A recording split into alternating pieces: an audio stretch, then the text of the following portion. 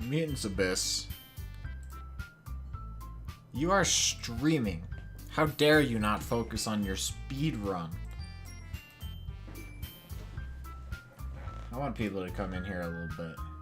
They'll be here the whole time? Alright, thank you. Mutants Raid, oh my gosh.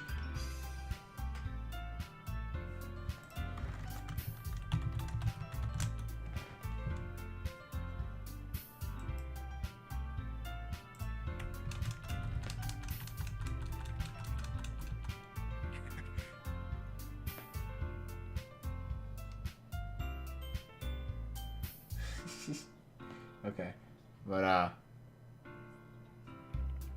anyway, sorry, I need to close your stream because I need to play the game.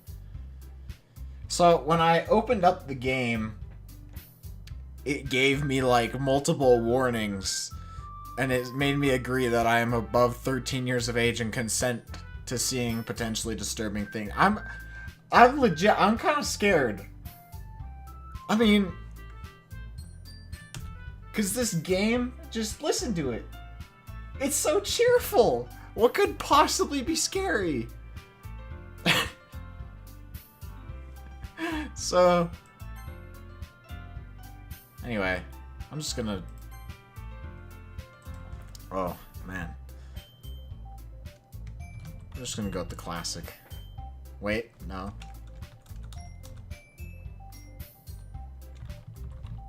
There we go.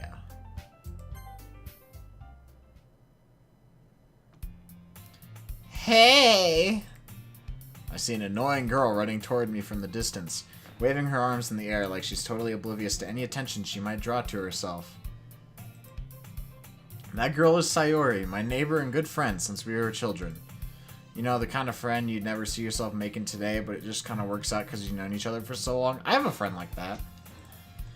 We used to walk to school together on days like this, but starting around high school, she would oversleep more and more frequently, and I would get tired of waiting up. But if she's going to chase after me like this, I almost feel better off running away. Is it you? No, it's... Yes, it is. I'm sorry. However, I just sigh and idle in front of the crosswalk and let Sayori catch up to me. Ha! Ha!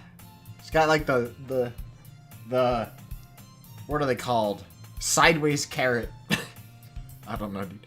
I overslept again. But I caught you this time.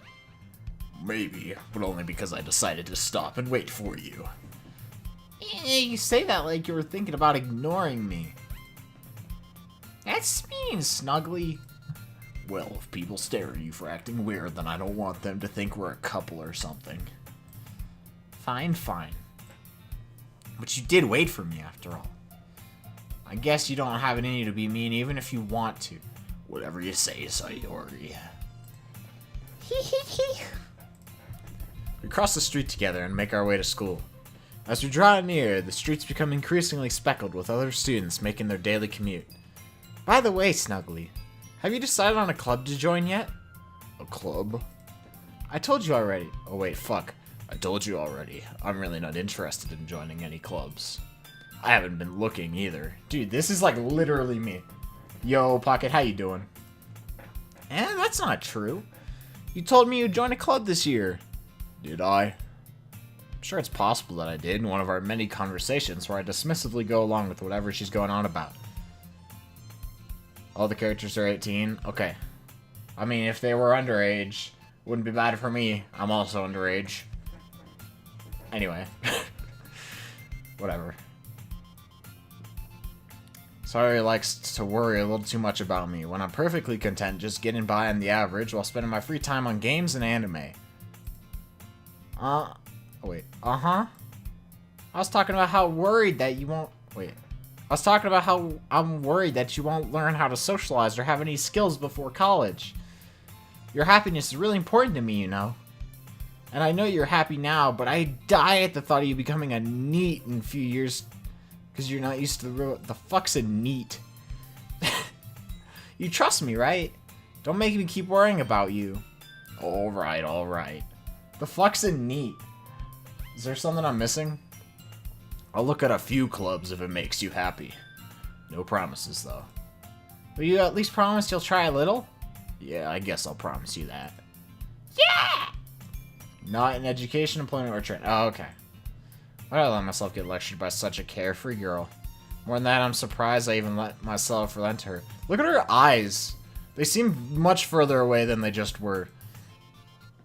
I guess seeing her worry so much about me makes me want to ease her mind at least a little bit. Even it does exaggerate everything inside of her head. The school day is as ordinary as ever, and it's over before I know it. After I pack up my things, I stare blankly at the wall, looking for an ounce of motivation. Clubs.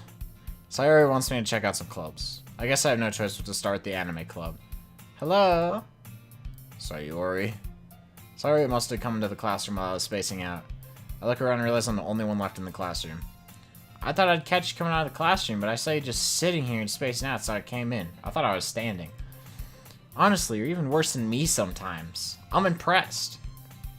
You don't need to wait up for me if it's gonna make you late to your own club. Well, I thought you might need some encouragement, so I thought, you know. Know what? Well, that you could come to my club. Sayori. Yeah? Oh, wait, I want to say it again. Sayori! Oh, there's no way I'm going to your club. Me. Sayori is vice president of the literature club. Ew, books, am I right, fellas? Hey, excellent username, how are you? Not that I was ever aware that she had any interest in literature. In fact, I'm 99% sure she only did it because she thought it would be fun to help start a new club. Since she was the first one to show interest after the one who proposed the club, she inherited the title of vice president. That said, my interest in literature is guaranteed to be even less. Yeah, I'm going to the anime club. Come on, please. Man, I like this. I wonder how he feels living in a world with anime characters. Why do you care so much anyway? Well, I kind of told the club yesterday I'd bring in a new member. And Natsuki made cupcakes and everything. Don't make promises you can't keep. I can't tell if Sayori is really that much of an airhead or if she's so cunning as to have planned all this out. Dude, I'm like sweating a lot. It's not even hot in here. Why do I do this to myself? I let out a long sigh. Fine, I'll stop by for a cupcake, okay? Yes, let's go. And thus, today marks the day I sold my soul for a cupcake. Relatable. What are a book? I dejectedly follow Sayori across the school and upstairs, a section of the school I rarely visit, being generally used for third-year classes and activities. Sayori, full of energy, swings open the classroom door. Everyone, the new member's here. I told you, don't call me a new member. I glanced around the room. Girl 1. The fuck is going on with her face? That's not normal. She got like a carrot on there. Or something. Welcome to the literature club. It's a pleasure meeting you. Sayori always says nice things about you. Seriously, you bought it, boy? Way to kill the atmosphere. Ah, Snuggly, what a nice surprise. There's no way I'm gonna remember these voices. Welcome to the club. ... All words escape me in this situation. Yo, Ikobn, how you doing? This club is full of incredibly cute girls! Exclamation point, all in italics. I don't remember. What are you looking at? If you want to say something, say it. Sorry. I'm only gonna remember Sludge's voice. Natsuki. The girl with the sour attitude, whose name's apparently Natsuki, is one I don't recognize. Freshman. Her small figure makes me think she's probably a first year. How does he do it? He guesses it. He guesses the freshman. Hi, Viper. How are you doing? Where's her nose? Noses. Good joke. 18 though? No, she's a freshman. She's also the one who made cupcakes, according to Sayori. You can just ignore her when she gets moody. Sayori says that quietly into my ear. Oh, fuck. You can just ignore her when she gets moody. And then turns back to the other girls. Anyway, this is Natsuki, always full of energy. This is Yuri, the smartest girl in the club. Don't say things like that. We got a stereotype SMS learning. Nice. Good luck. Yuri, who appears comparably more mature and timid, seems to have a hard time keeping up with people like Sori and Natsuki. We got a couple of stereotypes going on here. Well, it's nice to meet both of you. And it sounds like you already know Monika. Is that right? That's right. It's great to see you again, Snuggly. Yo, they totally banged. Monika smiles sweetly. We do know each other. Well, we rarely talked, but we were in the same class. Like, you don't have to talk to bang. Monika was probably the most popular girl in class. Smart, beautiful, and athletic. Basically completely out of my league. So having her smile at me so genuinely feels a little... You too, Monika. Oh, so wait, did they not bang? Dang, dude. Come sit down, Snuggly. We made room for you at the table so you can sit next to me or Monika. I'll get the cupcake. What table? This room's full of desks. There's like 5 people in this club. Yeah, I'm Snuggly. Natsuki is this pink person. Sayori is that red person. Monika bent her body. And Yuri is the, like, purple hair. Hey, I made them, I'll get them. Sorry, I got a little too excited. Then how about I make some tea as well? The girls have a few desks arranged to form a table. As Sayori mentioned, it's been widened so that there is one space next to Monika and one space next to Sayori. Monika bent her body. I don't remember what color her hair is.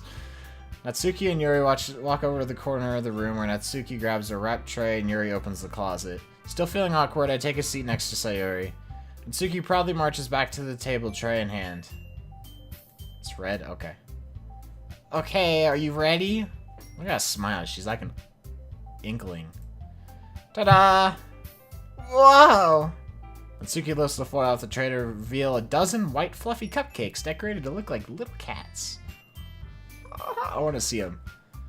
Oh, are we not going to see them? The whiskers were drawn in with icing and little pieces of chocolate we used to make ears. So cute! You're not even going to show me a picture of the cupcakes? I hate this game so far. 0 out of 10. They're not even showing me the cupcakes. I want to see the cupcakes. I had no idea you were so good at baking, Natsuki. Oh, you know. Just hurry and take one. Dude, I am sweating like a freaking athletic boy in my right arm. I don't know why. Alright. I'm gonna fix it. Give me a moment.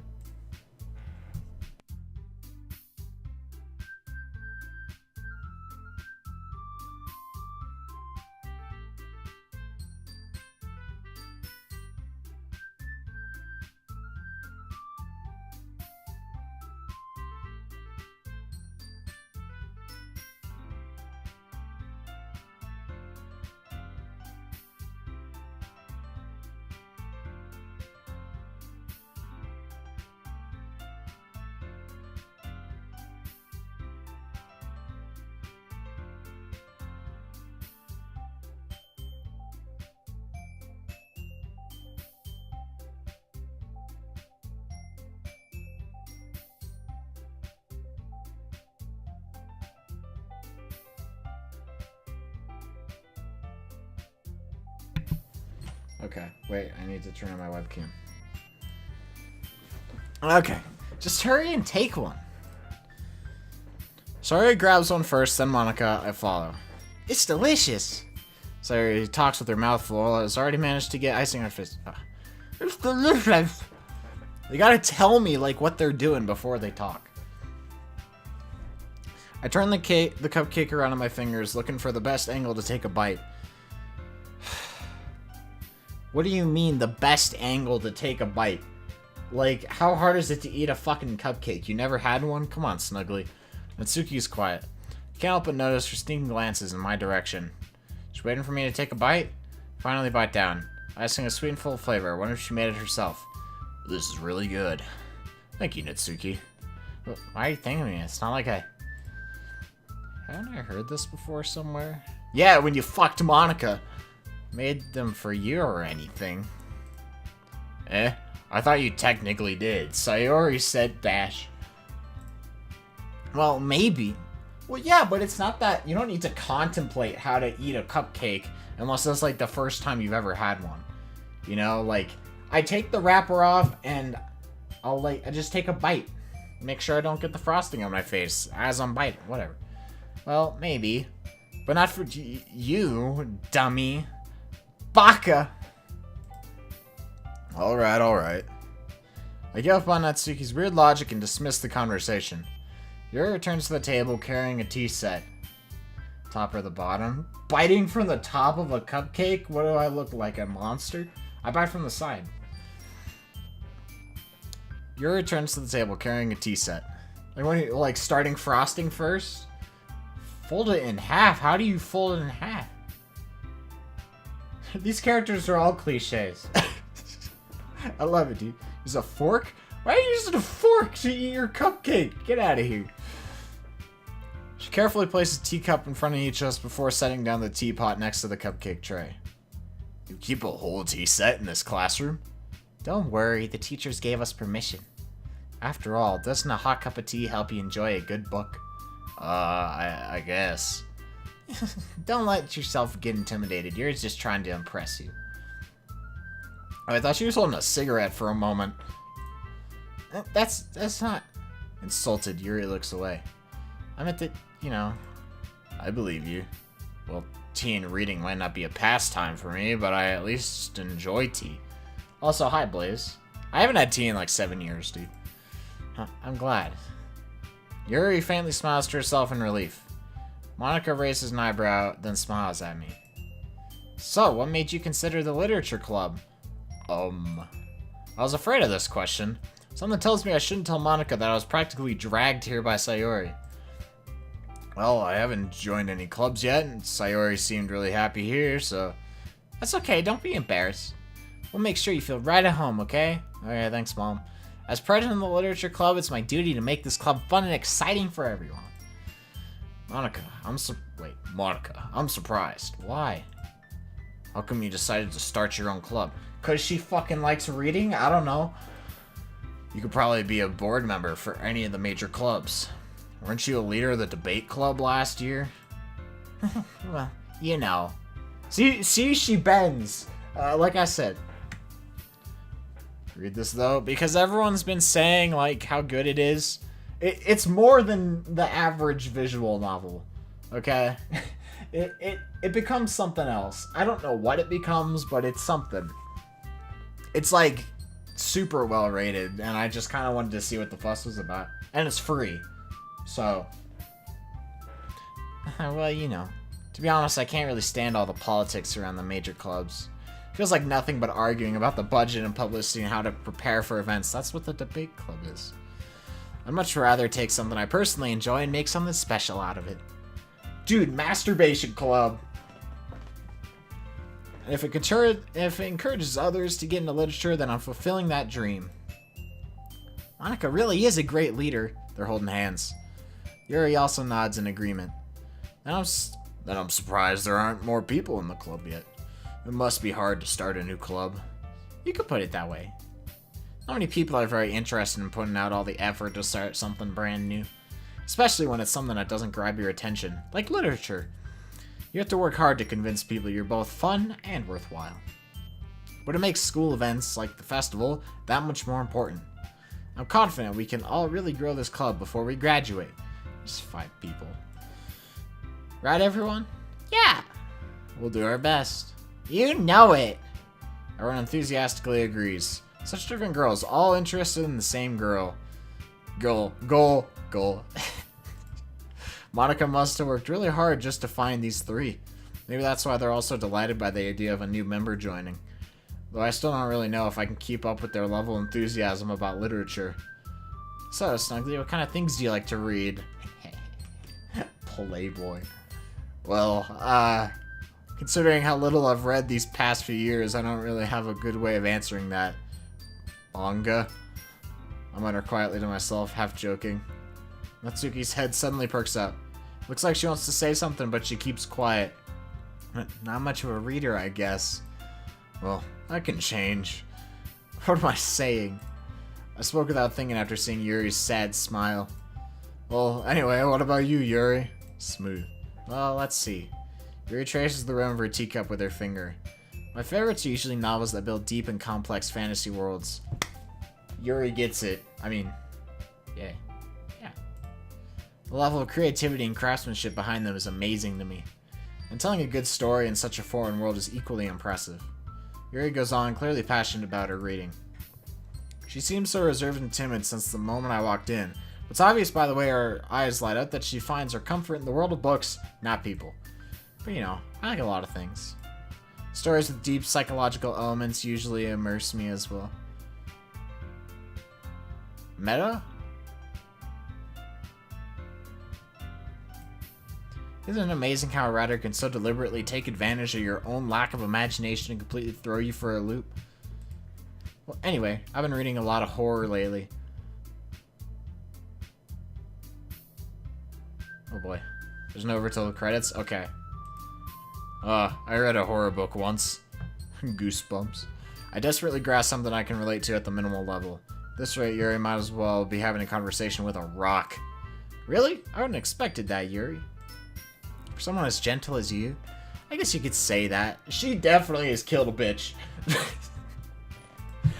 What if a story makes me think or takes me to another world, then I really can't put it down. Alright, so far, Monica and Snuggly have banged, Yuri's killed a bitch, Natsuki makes cute cupcakes, and Sayori's annoying. We got good characters. Surreal horror is often very successful at changing the way you look at the world, if only for a brief moment.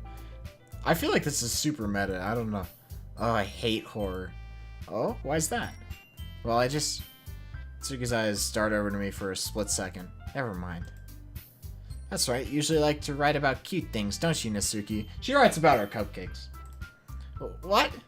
Oh, she writes fetish stuff. Or reads, whatever. What gives you that idea? You left a piece of scrap paper behind last club meeting. Looked like you were working on a poem called... Don't say it out loud! And give that back. Fine. Your cupcakes, your poems, everything you do is just as cute as you are. Oh, they're lesbian. Wait, no. Bisexual. It works. Sorry, Sidles up behind Natsuki and puts her hands on her shoulders. Oh yeah, for sure. I'm not cute! In italics, exclamation point. Natsuki, you write your own poems? Well, I guess sometimes. Why do you care? I think that's impressive. Aren't exclusive. Bi-lesbian. Why don't you share them sometime? Question mark.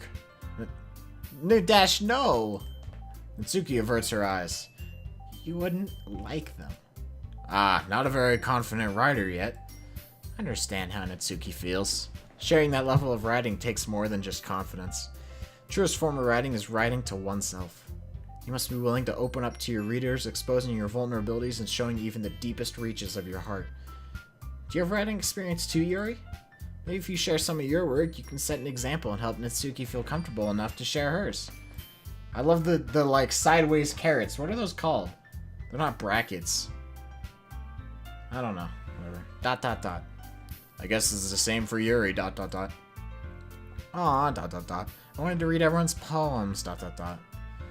We all sit in silence for a moment. Okay, see, bending. Less than, greater than. Alright. Okay, I have an idea, everyone. Squiggly. Nat and Yuri. ... Question mark? Natsuki and Yuri look quizzically at Monica. Let's all go home and write a poem of our own. Okay. Then next time we meet, we'll all share them with each other. That way, everyone is even. ... Yeah, let's do it!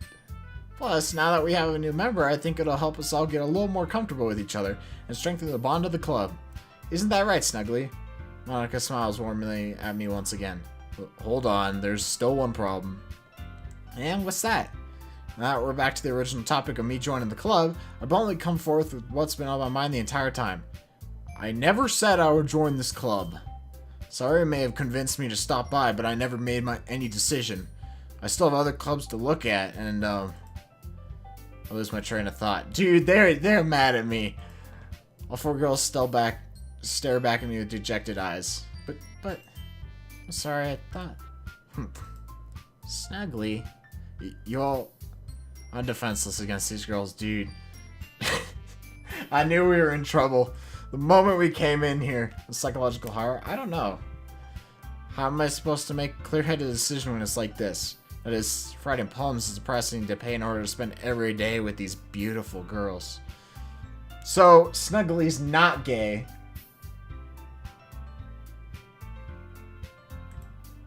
Right. Okay, I've decided then. I'll join the literature club. One by one, the girls' eyes light up. Yeah, they all, like, moved up an inch. Yes, I'm so happy! Sorry, wraps her arms around me, jumping up and down. Hey. You really did scare me for a moment. If you really just came for the cupcakes, I'd be super pissed. He did. Exclusively gay. Yeah, okay. I mean, is Snuggly supposed to be me? I don't feel like we have a ton in common. I would never join a club. Not ever for a moment. Never agree to that. Then that makes it official. Welcome to the literature club. Thanks, I guess. Okay, everyone. I think with that, we can officially end today's meeting on a good note. Everyone remember tonight's assignment. Write a poem to bring to the next meeting so we can all share. Monica looks over at me once more. Snuggly, I look forward to seeing how you express yourself. Hee squiggly. Yeah. Can I really impress the class star Monica with my mediocre writing skills? Cactus Poke Poke fan club? Alright, I'd join that. Cactus Poke Poke would probably join it, not knowing it was about him. I already feel the anxiety welling up inside me. Meanwhile, the girls continue to chit-chat as Yuri and Natsuki clean up their food. Hey, Snuggly, since we're already here, do you want to walk home together? That's right, Sarah and I never walk home together anymore because she's always stayed after school for clubs. Sure, might as well. Yay, Squiggly. It's a good song. It's a banger, dude. With that, the two of us depart the club room and make our way home. The whole way, my mind wanders back and forth between the four girls. Sayori, Natsuki, Yuri, and of course, Monica. Thank you for the recap, Snuggly. Will I really be happy spending every day after school in a literature club? That's so hard to try.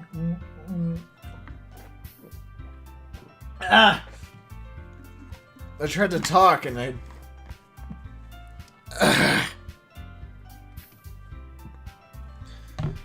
Perhaps whatever.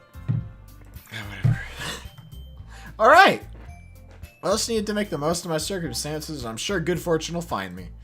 I guess that starts with writing a poem tonight. It's time to write a poem. Pick words you think your favorite club member will like. Something good might happen with whoever likes your poem the most. Oh boy.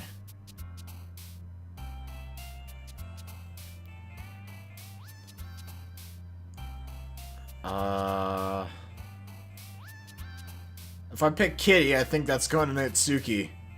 Let's go Kitty.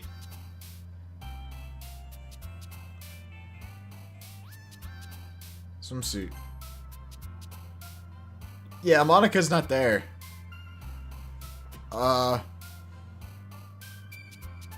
Feather. Skirt.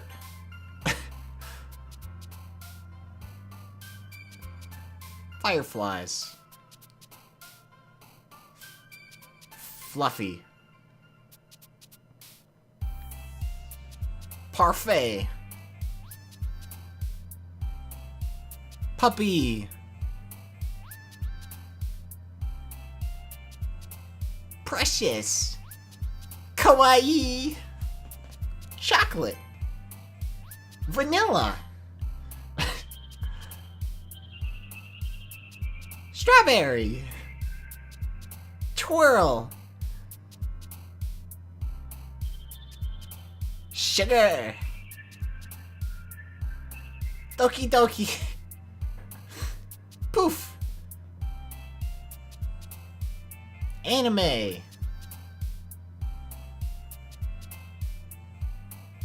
Suicide. Hurt. comedy. Hi again, Snuggly. Glad to see you didn't run away on us. Nah, don't worry. We chill, bruh. This might be a little strange for me, but at least I keep my word. Well, I'm back at the literature club. I was the last to come in, so everyone else is already hanging out. Thanks for keeping your promise, Snuggly. I hope this... Did he promise? I don't think he actually promised anything. I think he just said he would join the club. Whatever. Hope this isn't too overwhelming of a commitment for you. Making you dive headfirst in literature when you're not accustomed to it. Oh, come on. Like, he deserves any slack. Sorry he told me he didn't even want to join any clubs this year. And last year, too. I don't know if you plan to just come here and hang out or what. But if you don't take us seriously, then you won't see the end of it. Suki, you clearly have a big mouth for someone who keeps her manga collection in the club room. Mom? Why? Natsuki finds herself stuck between Monica and manga. I thought it was mom. Manga is literature! Greater than, less than. Swiftly defeated, Natsuki plops back into her seat. Don't worry, guys. Snuggly always gives it his best as long as he's having fun. He helps me with busy work without me even asking. Like cooking, cleaning my room. How dependable. Sorry, that's because your room is so messy it's distracting. And you almost set your house on fire once. Is that so? I'm just gonna get this out of the way so I don't have to say it. When he starts with an E, it bothers me. I hate it. I don't know why. But they've already done it a number of times. I want he to start with an H. Okay? Has to start with H. You can't start it with an E. Get that out of here, April. No. No. Don't make he. I don't know why it bothers me. It's probably whatever. I'd much prefer he. You two are really good friends, aren't you? I might be a little jealous. Oh, they want to bang. How come? You and Snuggly can become good friends too. Sayori. Hmm? ...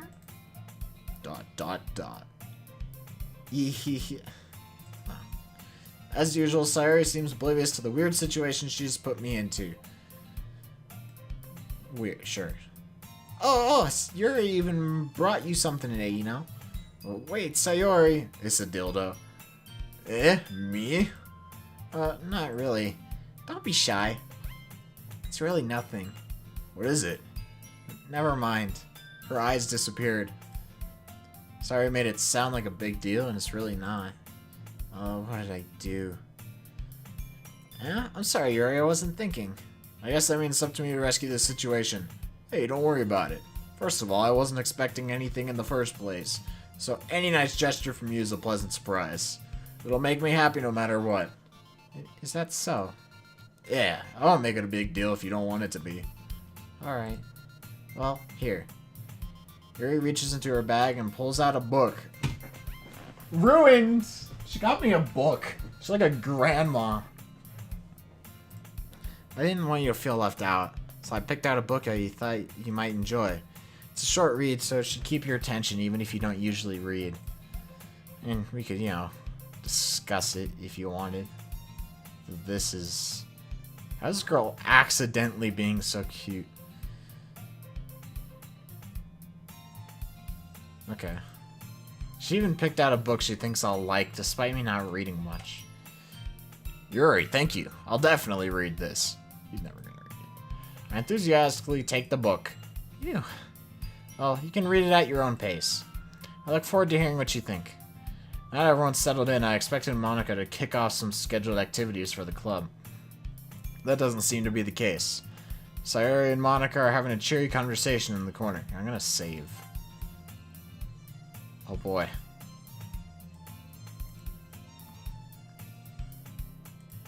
There. Yuri's face is already buried in a book. I can't help but notice her intense expression, like she was waiting for this chance.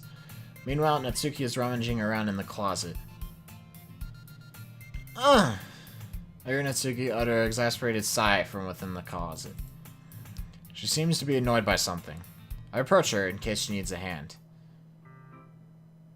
You looking for something in there? Oh, wait. You looking for something in there? Freaking Monica. She never puts my stuff back in the right spot. What's the point in keeping your collection organized if someone else is just gonna mess it up? Natsuki slides a bunch of stacked books and boxes across the shelf. Manga.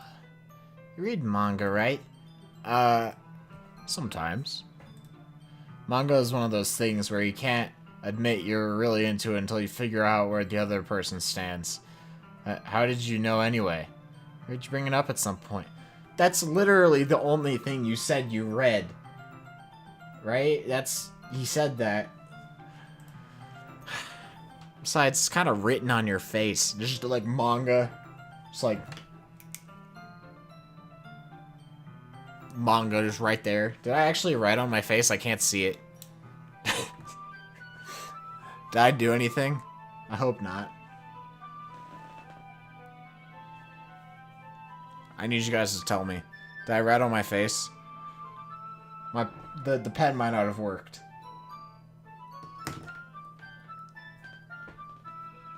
Ah, whatever. Written on his face. Can't see anything? Okay, good. I didn't want to clean that. What's that supposed to mean? I see. There's a lone volume of manga amidst the stack of various books on the side of one of the shelves. Curious, I pull it out of the stack. There it is! Natsuki snatches it out of my hand. She then turns to a box of manga and slips the volume right into the middle of the rest. Ah, much better. Seeing a box set with one book missing is probably the most irritating sight in the world. I know that feel. Get a closer look at the box set she's admiring. Parfait girls? Hey, that was one of the words I chose. It's a series I've never heard of in my life. That probably means it's either way out of my demographic or it's simply terrible. If you're gonna judge, you can go do it through the glass on that door. Your leg off? Would not recommend, since you need your leg to walk. I mean, like, yeah, don't cut the leg off. Would not recommend. I like your leg. I think that's not a solid idea. Instead, you can look at cute anime girls, because so far that's what this is. She points to the classroom door. Also, hi, Jake. Nice to see you. I'm glad people are watching this. Points to the classroom door. Wait, I read that. Hey, I wasn't judging anything. I didn't even say anything. It was the tone of your voice. On your knee, help.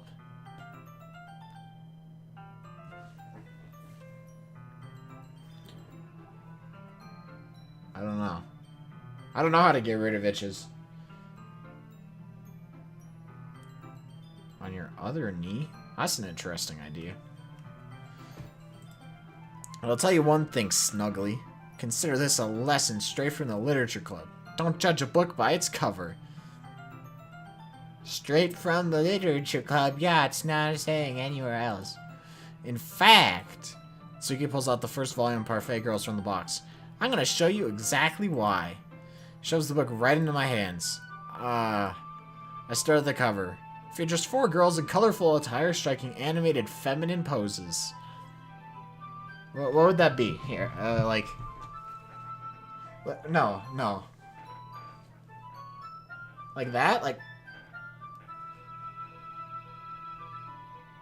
Or... Like that? Is that... I don't know. It's exceedingly Mo. Like that dude from WALL-E?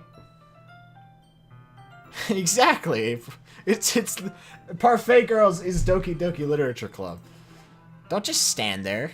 What?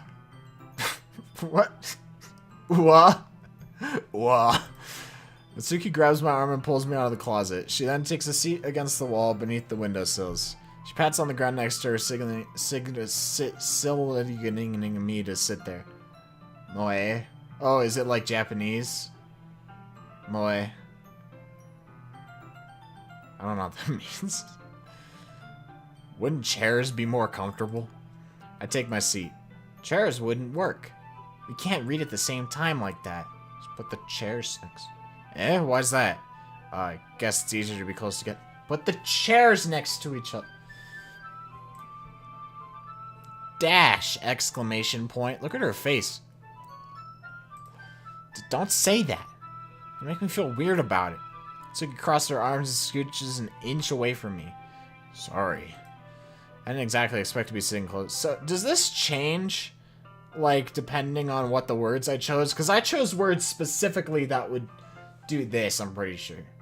Like, would be Natsuki, whatever. As soon as you can. Alright, sounds good. I'm not too far in yet.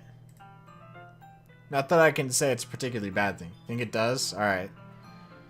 Alright, that's fine. Open the book. It's only a few seconds before Natsuki once again inches closer, reclaiming the additional space while she hopes I won't notice. Either way, alright. Scrappy young lady, yeah. So is she a freshman? Because April says they're all 18. But she is about as 18 as I'm 18. Less than even. I feel her peering in over my shoulder, much more eager to begin reading than I am. Wow, how long has it been since I read the beginning? You don't go back and flip through the older volumes every now and then? Wait, oh, that's me saying that. You don't go back and flip through the older volumes every now and then? They're not 18? April's lying to me. Try with. Is it one of the Divine Beasts bosses, Jake? Just don't define how old they are, and you can never confirm for sure they're underage. Easy peasy. Not really. Maybe sometimes after I've already finished the series. Hey, are you paying attention? I am, but nothing's really happened yet, so I can't talk at the same. So I can talk at the same time. Looks like a bunch of friends in high school. Typical slice of life affair. Kind of grew out of these since it's rare for the writing to be entertaining enough to make up for the lack of plot. So, oh, that's what Snuggly said. I said so. So every visual novel. so far this visual novel. Whatever. I mean, the art's good. So, what should I expect from this? Is there going to be plot? Well, obviously. You think I would enjoy something that didn't have a plot? I mean, well, I guess I know what you're saying. A lot of the beginning is about simple things. Like, there's a really funny chapter where they're obsessed with a guy at the ice cream shop. That just helps you get to know the characters. Besides, it's still entertaining. I feel like this is, like, really meta. Like, I feel like that's what this first part is just trying to give you an idea of what the characters are like, and then later it does something different. Ton of foreshadowing. Yeah, I'm figuring that out. Figuring that out a ton. Later on, there's all kinds of drama, like when they get into all their backstories, when some of the romance starts happening. Yo, my idea that freaking Yuri killed a bitch, confirmed, for sure. Don't confirm that whether or not, please. I need to find that out. That's really what makes it so good. There's so many touching parts. Ah, is that so? Sounds like you really know what you're talking about. Maybe I underestimated you.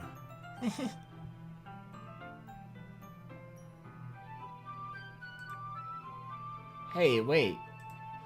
What's that supposed to mean? Wah. Wah. Natsuki gives me a little shove. I just meant I haven't yet seen you at your full power. Good save. Ah, this chapter seems like it's about baking. The psychological horror is a red herring. Yes, the warning that was at the that showed up when I opened the game that says, "Do not play this if you are easily disturbed," was just a red herring. Whoa, whoa. Gay? Maybe.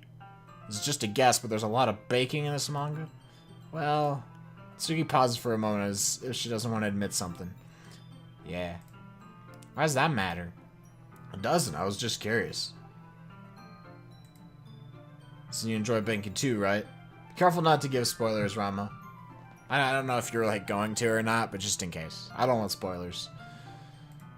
That's just a coinkle-dinkle. I just happened to get into baking around the same time I got this manga. Like I would ever get into anything because it's in a manga. Excuse me. Bad for anyone that impressionable. I know who would do that, am I right, fellas? Definitely not a coinkle-dinkle. I guess that explains Natsuki's interest in baking.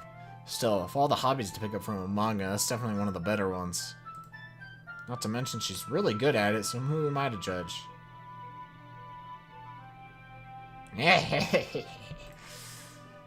What?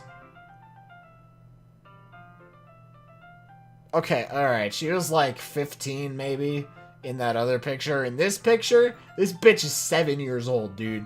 No way is she 18. ... We read on for a few more minutes. I've finished a couple chapters at this point. ...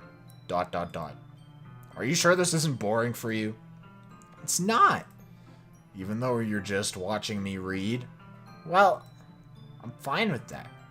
If you say so. I guess it's fun sharing something you like with someone else. I always get excited when I convince any of my friends to pick up a series I enjoy. You know what I mean? Question mark? You don't?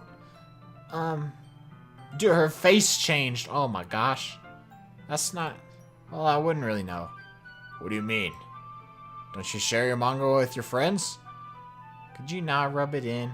Dang, she doesn't have any friends. What a nerd. Doesn't have any friends. Jeez. Oh, sorry. Like I could ever get my friends to read this. I just think manga's for kids. You're 7. I didn't even bring it up without them being all like, you still haven't grown out of that yet. Makes me want to punch them in the face. I know those kinds of people. Too fresh to have friends. Stay fresh. By the way, please don't get offended if I'm making fun of the characters or something. I don't know if you would. If anyone here would. I'm just joking around. You know, all that kind. I'm sure you guys get that. Whatever. Honestly, it takes a lot of effort to find friends who don't judge, much less friends who are also into it. I'm already kind of a loser, so I guess I gravitated towards the other losers over time. What a loser, dude. It was probably harder for someone like you. That's pretty accurate. Wait, which part? Don't get cooked. Stay off the hook. Good catchphrase. I mean, I feel like I can't even keep it in my own room. I don't even know what my dad would do if he found this. This is safe here in the club room. Oh boy. I just might have figured out some potential backstory. Whatever. Except Monaco's kind of a jerk about it. Oh, I just can't win, can I? Well, it paid off in the end, didn't it? I mean, here I am, reading it. Well, it's not like that solves any of my problems. Maybe. But at least you're enjoying yourself, right? Dash. ... So? Ah. Jeez, that's enough. Man, this dialogue. You're gonna keep reading or what? Yeah. Flip the page. Is a Pokeball? It is. I mean, they're both Pokeballs. Suddenly, Natsuki starts laughing. That's so funny. Totally forgot that happens. Natsuki puts her finger on one of the panels. I mean, Nori's my favorite character. I always feel a little bad for her since she's so unlucky. Bet she got hit by a bus. It's especially bad when... I shouldn't be talking about that yet. Just finish this chapter. Which sound like very accurate. For sure. Tsuki's voice sparkles with excitement. It's a stark contrast to her usually bossy tone. But if she's not used to sharing her favorite manga with her friends, I can understand why. It's hard to express in words the feelings you get when connecting with someone like that. Being able to provide that to Natsuki, for whom it's a rare experience, that makes me smile a little myself. Okay, everyone. Are y'all ready with today's poems? ... Oh, come on. Could your timing be any worse? Sorry, Squiggly. I just need to make sure we have enough time. Well, you do look pretty cozy over there. Eh?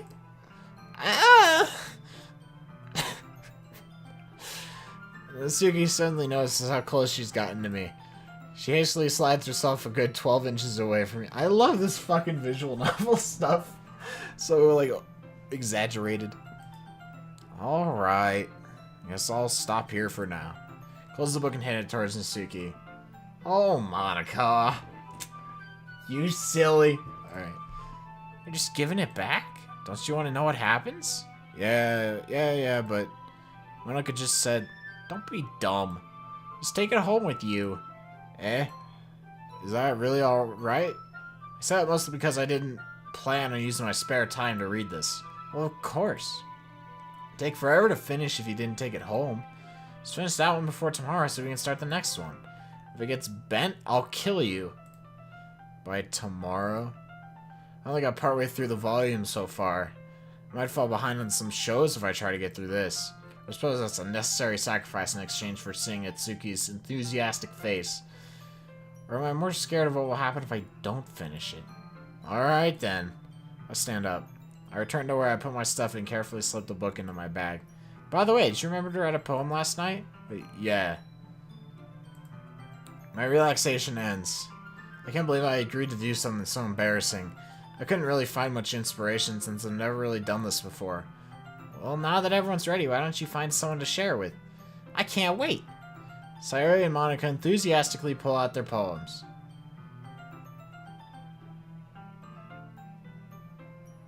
Send the message. Exactly! That's exactly what it is.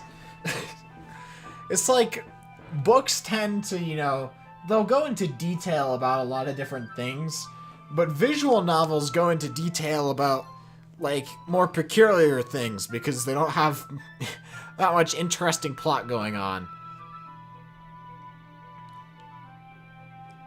That's all they can really do. Sayori's on a wrinkled sheet of loose leaf torn from a spiraled notebook. On the other hand, Monica wrote hers in a composition notebook. Dang. Fancy. I only see Monica's pristine handwriting from where I sit. Natsuki and Yuri reluctantly comply as well, reaching into their bags. I do the same myself.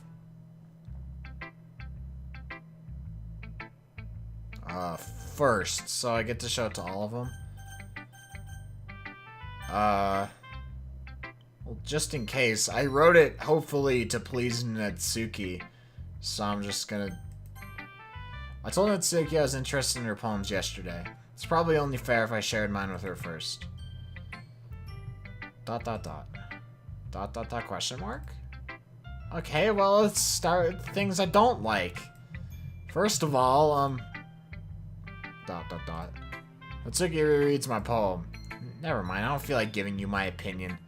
Then what's the point of sharing in the first place?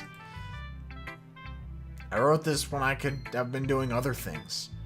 In fact, remember how I said I wanted to read your poems?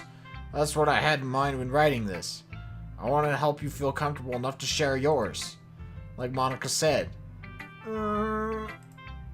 Well, I'd be more comfortable sharing my poem if yours was really bad. You're supposed to show me some dumb poem and make me go, ha! Well, it's not that great, but let me show you what real literature looks like. And you went and ruined it. Hope you're happy. ... Man, Snuggly over here, master of the poem. So in other words, you're saying you liked it. Tsuki's retort gets caught in her throat. Ugh, you're so... There's a lot of sexual tension going on right now. You don't understand anything, do you? I already told you that. You don't have to go around announcing it to the world like you're all self-important. Pretty sure you never actually said that. I said that mostly to myself. Tsuki must hate me or something. Yeah, yep, that's it. I can't figure out if it's a win or a loss that she liked my poem. In any case, you still need to show me yours, right? Fine, I guess. Only because Monica... Hey, I got a friend. Only because Monica will make me if I don't. Eagles can fly. Monkeys can climb. Crickets can leap. Horses can race. Owls can seek. Cheetahs can run. Eagles can fly. People can try, but that's about it.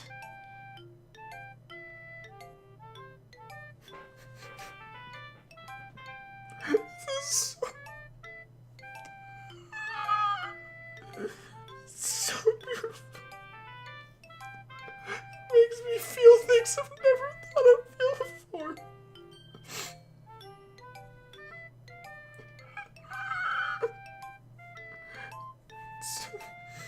Crying. So good.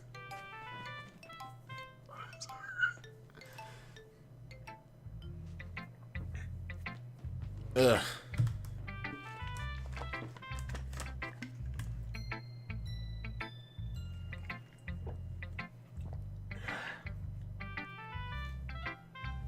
Yo, Brudgy. My boy.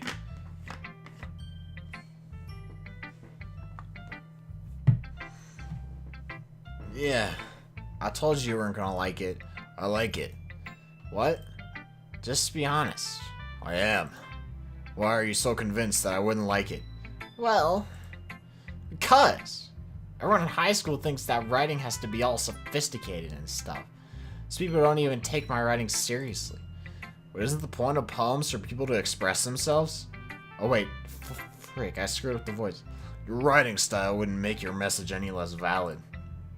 Yes, exactly. I like when it's easy to read, but it hits you hard.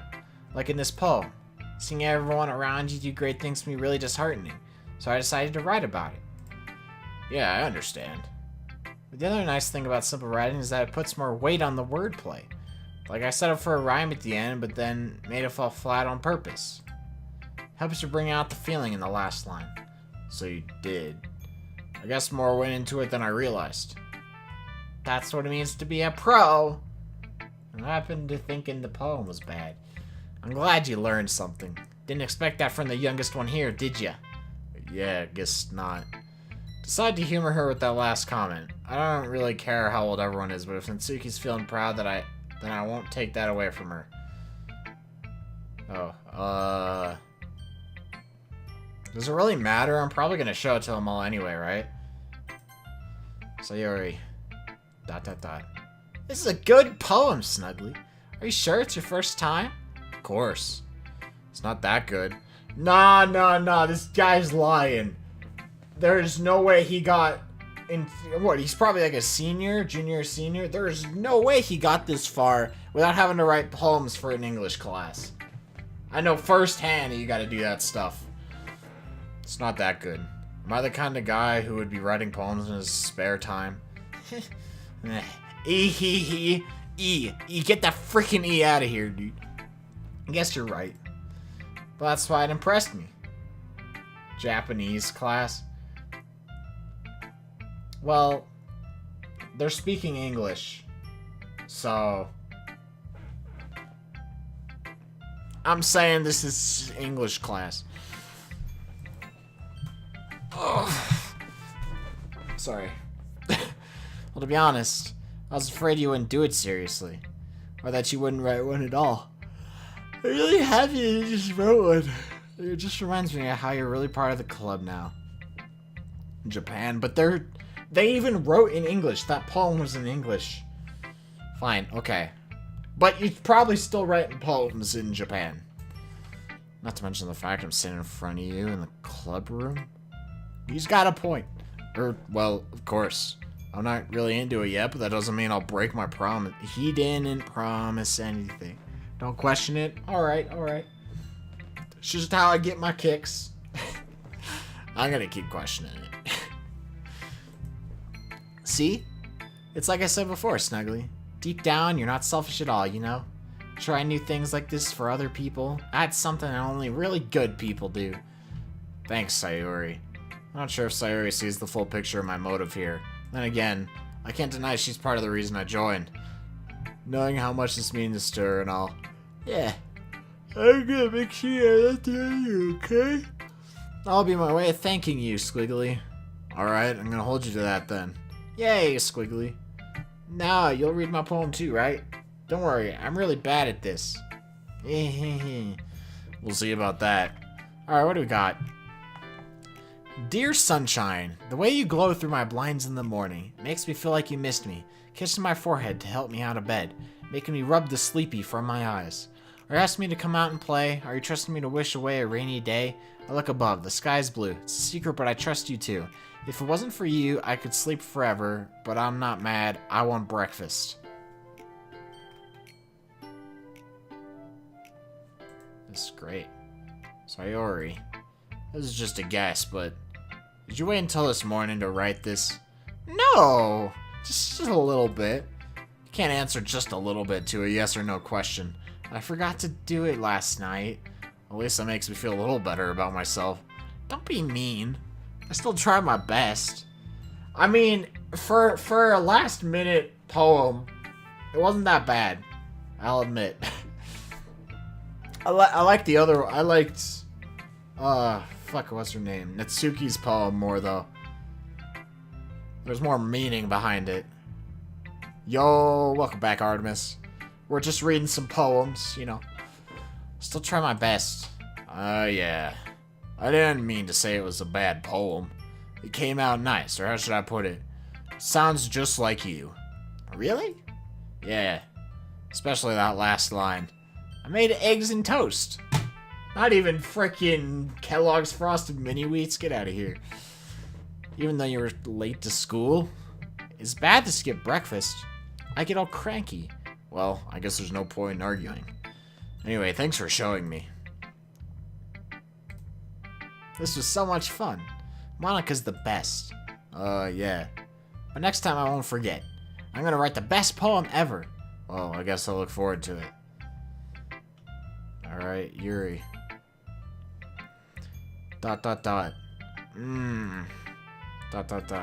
Yuri stares at the poem. A minute passes, more than enough time for her to finish reading. Can I see the poem I wrote? Oh! Sorry. I forgot to start speaking. It's fine. Don't force yourself. I'm not. I just need to put my thoughts into words. Hold on. Okay. This is your first time writing a poem, right? Yeah. Why do you ask? I'm just making sure. I guess it might be after reading through it. Ah, so it's that bad. Dang. No! Did I just raise my voice? Man. Glad to see these characters don't have any stereotypes. Ooh, I'm so sorry. Yuri buries her face in her hands. In her hands, yeah. Yeah, it's not like it's her fucking shoulder. Couldn't help but notice that it's been several minutes and we really haven't gotten anywhere. It might take Yuri a while to get used to new people. It's fine. I really didn't notice. What were you saying? Right, it's just that there are specific writing habits that are usually typical of new writers. And having been through that myself, I kind of learned to pick up on them. I think the most noticeable thing I recognize in new writers is that they try to make their style very deliberate. In other words, they tend to pick a writing style separate from the topic matter, and they form-fit the two together. The end result is that the style and the expressiveness are weakened. Once Yuri finds her train of thought, it's as if her demeanor totally changes. Her stammering is completely gone. She sounds like an expert. Also, how was work, Artemis? Did you succeed in work? I hope you did. Of course, that's not something you can be blamed for. There are so many different skills and techniques that go into writing even a simple poem. Not just finding them and building them. Getting them to work together is probably the most challenging part. Only taking some time, but it all comes with practice and learning by example and trying new things. I also hope that everyone else in the club gives you valuable feedback. You were sure to hear it? It's okay. I've only been going for like an hour, so you didn't miss too much. I mean, you missed a few things, but like, you know, none of the story. You didn't miss any of that because you've seen it. Anyway, so you can be a little biased though. The novels to make? No, not necessarily. I've written poems before and tried to write stories or slash novels or whatever. I think a poem's easier. Biased? How? Well, never mind. I shouldn't be talking about people like that. Sorry. It's fine. I'm sure if Yuri's apologizing to herself, to me, or to Natsuki. Do you mind if I read your poem now? Please do. I'd love to share my thought process behind it. Yuri smiles dreamily as if that's a rare opportunity for her. You know, I picked Natsuki for those like words and stuff, but I feel like Yuri and I, at least if we're talking to my personality, she and I probably have most in common. That's not saying much. I've seen the real connection is the writing. Whatever. Yo, you made a cake? It's a piece of cake to bake a pretty cake. Played for the anime girls, that's fair. Which in itself is kind of funny. After all, isn't this supposed to be a literature club? Oh my gosh, it's squiggly. I can't read this, I'm sorry. No. Ghost Under the Light. Is that the name of the poem? Whatever. The tendrils of my hair illuminate beneath the amber glow. Bathing. It must be this one. The last remaining street light to have withstood the test of time. The last yet to be replaced by the sickening blue-green hue of the future. I bathe, calm breathing air of the present, but living in the past. The light flickers. I flicker back. Happy birthday! Cakes are $40? Why would you pay $40 for a cake? ... Fuck a cake? Hey, I admired that. I'd bake my own cake. I'm sorry I have such terrible handwriting. What? I wasn't thinking that at all. I was! People who squiggle their writing, don't do that. Don't do that, I can't read it. It's worse than, like, messy handwriting. IMO, it's my opinion, okay? Nothing against you if you do that, but I don't like that. Whatever. It took you a long time to read. Well, I just don't read script very often. Okay, Snuggly gets it. Me and my boy. I actually think your handwriting's pretty. Yeah, that's a relief. Big prices. I gotcha. Also, I like the poem. Even though it's short, it was really descriptive. It wasn't too short. I usually write longer poems. Not at all. I'm really glad you like it. I'll be honest. It's our first time sharing. I wanted to write something a little more mild. Something easy to digest, I suppose. Are you into ghosts, Yuri? What? Actually, this story isn't about a ghost at all, Snuggly. Really? I must have totally missed the point. Well, I suppose you did only glance over it after all. Remember that poets often express their own thoughts, feelings, and experiences in the work. Yeah, I have no idea what that was about. I usually do more than tell a simple story or paint a picture. In this case, perhaps the subject of the poem is only being symbolically compared to a ghost. Lingering in her last remaining place of comfort, unable to let go of the past, and soon to be left with nothing. That's a lot more solemn, putting it that way. I hadn't even thought of that. That's impressive. It's nothing, really. Well, it makes me happy that you think that. Just remember, it won't be long before you pick up on these things, too. Yeah, maybe you're right. I guess I'll have to keep trying. I'm counting on you. Alright, well, we got one last person to go. We got Bendy Girl.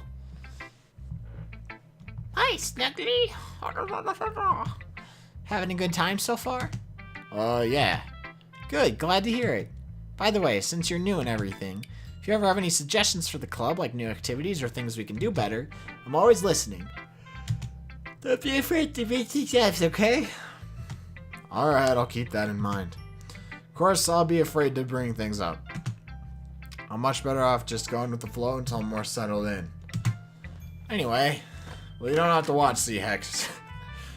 Anyway. It's kind of embarrassing, but I guess I have to. Don't worry, Snuggly. We're all a little embarrassed today, you know. What is that sort of barrier that will have just survive the bear? Yeah, that's true. I didn't want to come a poem.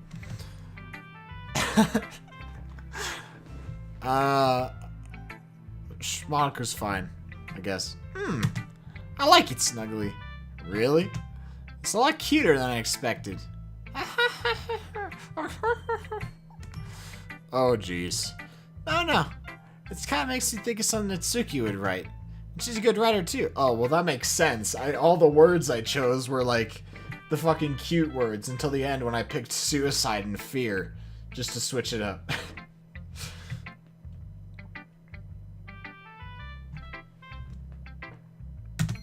Let's take that as a compliment. If you say so.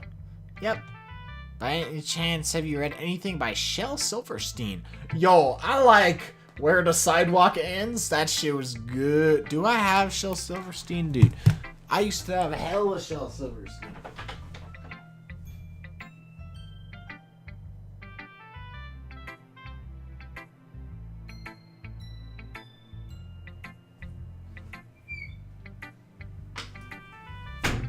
I do not have Shel Silverstein, unfortunately. Well, maybe it's like somewhere upstairs. I don't know. I liked the light in the attic. That was a good one. I liked, what else was there? Where the Sidewalk Ends, Light in the Attic. There was like one other one. Whatever. Maybe a long time ago. He's famous for telling all kinds of stories in just a few simple words. Yo, you know which one I like Jimmy Jet and his TV set. Where, like, he watched so much TV. Yeah, I wasn't thinking about the Missing Piece, but Missing Piece is pretty good. Oh, dude, Shel Silverstein looks terrifying. Oh, and The Giving Tree is good. But, dude, like, Jimmy Jet, he watched so much TV and he turned into a TV and his family watched him. In Soviet Russia, TV watch you. Anyway, whatever. This poem is gonna be funny, endearing, or even sad. Sometimes they're only a few lines long. Do you remember that one where that, like, animal, like a giraffe, no, like an elephant or something, was trying to fly? And there was the happy ending where he flew, the sad ending where he fell into the fucking pit and died, and then the chicken ending where he just quit. He's like, I'm not doing that, I quit, I'm not jumping off the cliff. And he leaves. I like that one. They might even feel like they're written for kids, but if you think about them, they can express views of the world that would apply to anybody. Dude, I kind of want to read some Shel Silverstein now. I see. So you're saying that Suki's kind of like that? Sort of.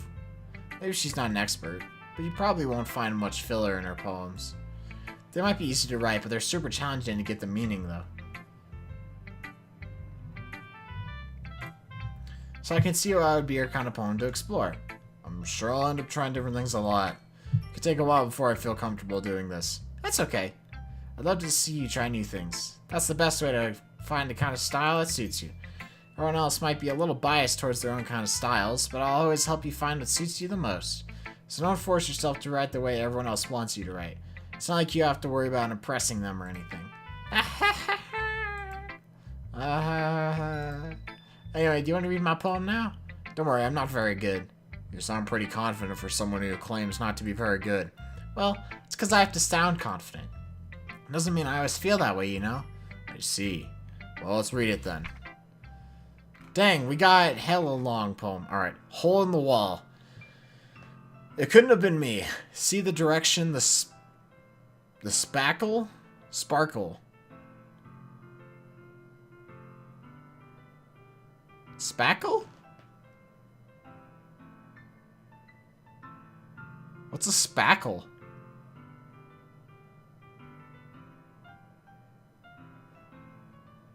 What does that mean?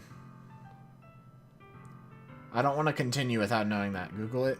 But it'll make the thing go black. Alright. Spackle. No, okay. Definition. A compound used to fill cracks in plaster and produce a smooth surface. Okay. So.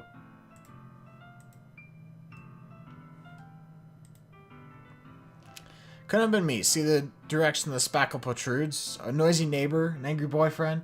I'll never know. I wasn't home. Oh, so someone hit the wall. I peer inside for a clue. No, I can't see it. I reel, blind, like a film left out in the sun. But it's too late. My retina's already scorched with a permanent copy of the meaningless image. It's just a little hole. It wasn't too bright. It was too deep, stretching forever into everything. The hole of infinite choices. I realize now that I wasn't looking in. I was looking out. And he, on the other side, was looking in. Okay. So, what do you think?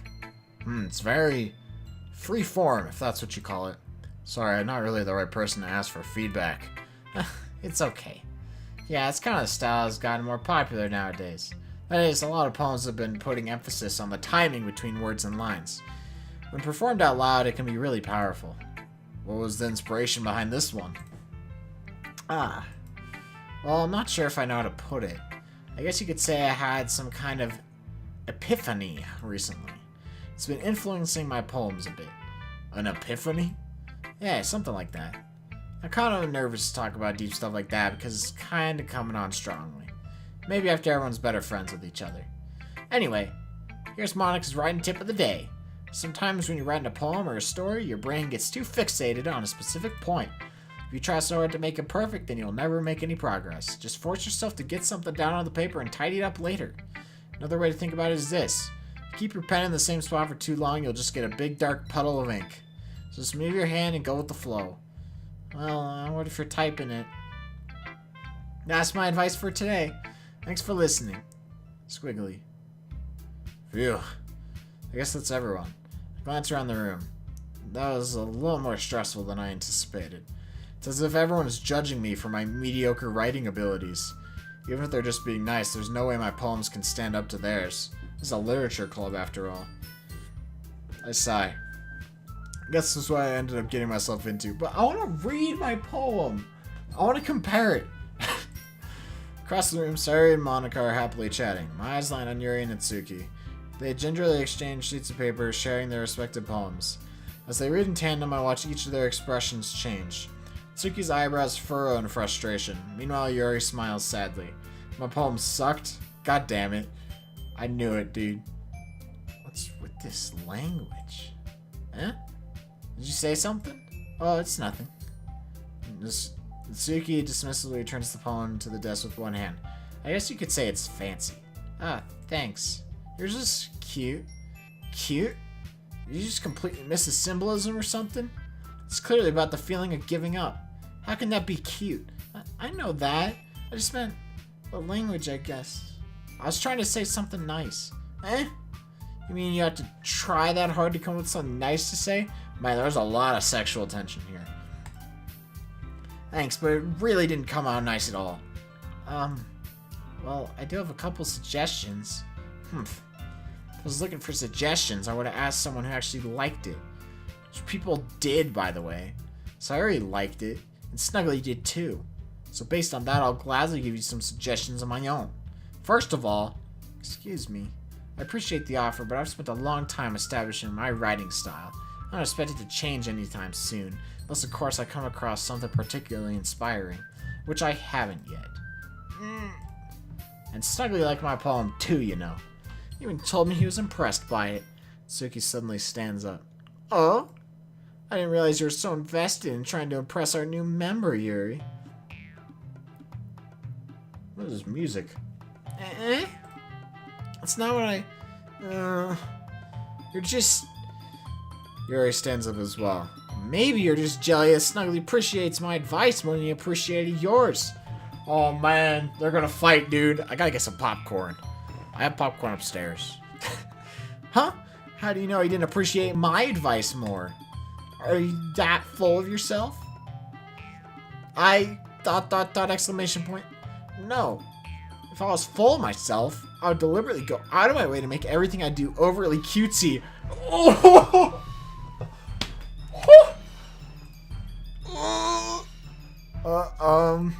Is everyone okay?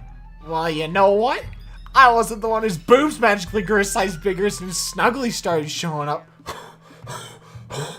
Oh my god!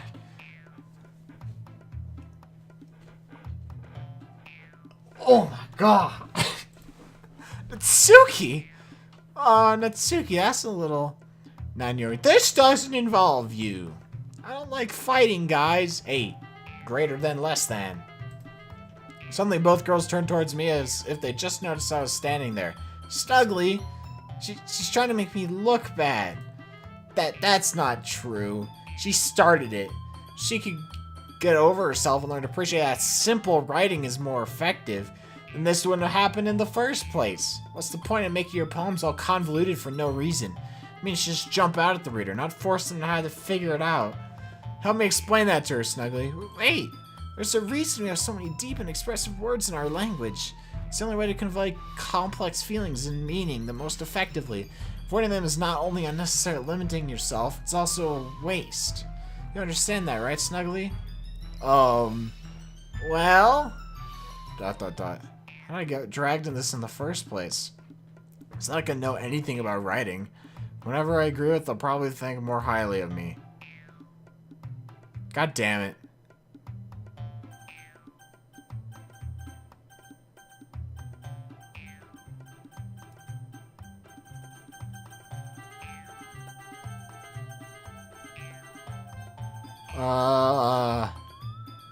So, alright, there's got to be a lot of thinking going into this. Natsuki's kind of a bitch, so I don't know if I want to agree with her.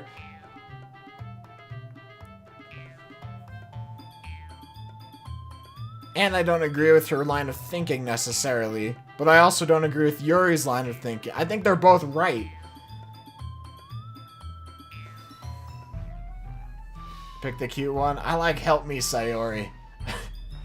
I like that one. Natsuki glares at me, drying up at any words I have in my mouth. So instead I turn to Yuri. Yuri... ... Yuri's expression is so defenseless that I can't bring myself to say anything to her. ... Sayori...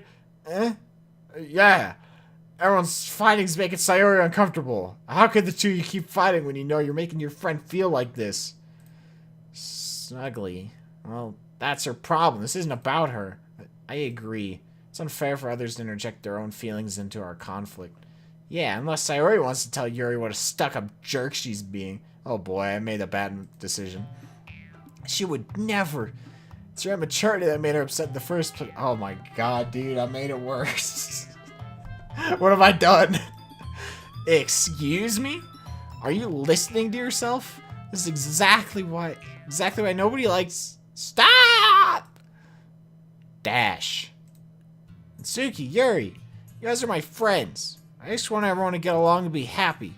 My friends are wonderful people. I love them because of their differences. Natsuki's poems are amazing because they give you so many feelings in just a few words. And Yuri's poems are amazing because they paint beautiful pictures in your head. And everyone's so talented. So why are we fighting? Because, well, also, Natsuki's cute and there's nothing wrong with that. And Yuri's boobs are the same as they always were. Big and beautiful. ... One of those was significantly more embarrassing. Sayori stands triumphantly. Monika stands behind her with a bewildered expression. I'll make some tea. Yuri rushes off. Natsuki sits down with a blank expression on her face, staring at nothing. So this is why Sayori is vice president. Oh wait, fuck. So this is why Sayori is vice president. I whisper to Monika. She nods in return. To be honest, I might come off as a good leader and I can organize things, but I'm not very good with people. I couldn't even bring myself to interject. As president, it's kind of embarrassing for me. Nah. It's not like I can blame you. I wasn't able to say anything either. Yeah, I know. You're just like, why? Whatever.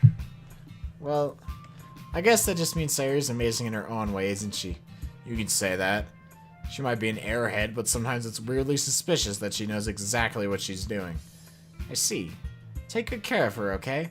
Wait a minute. So, okay, so I'm assuming that, like, it said whatever your option is, it's like, whatever option you pick, that girl might like you more. Did that thing now go to Sayori?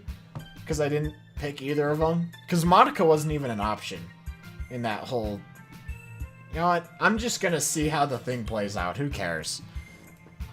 I would hate to see her get herself hurt. Oh, is she gonna die? That makes two of us. You can count on me. Monika smiles sweetly at me, causing my stomach to knot. Such a genuine person really does make a good president, regardless of what she says. If only I could get the chance to talk to her a little more. Okay, everyone. It's just about time for us to leave. How did you all feel about sharing poems? It was a lot of fun. Well, I'd say it was worth it. It was alright. Well, mostly. Snuggly, how about you? Yeah, I'd say the same. It was a neat thing to talk about with everyone. Awesome. In that case, we'll do the same thing tomorrow. God damn it. Maybe you learned something from your friends, too. So our poems will turn out even better. ...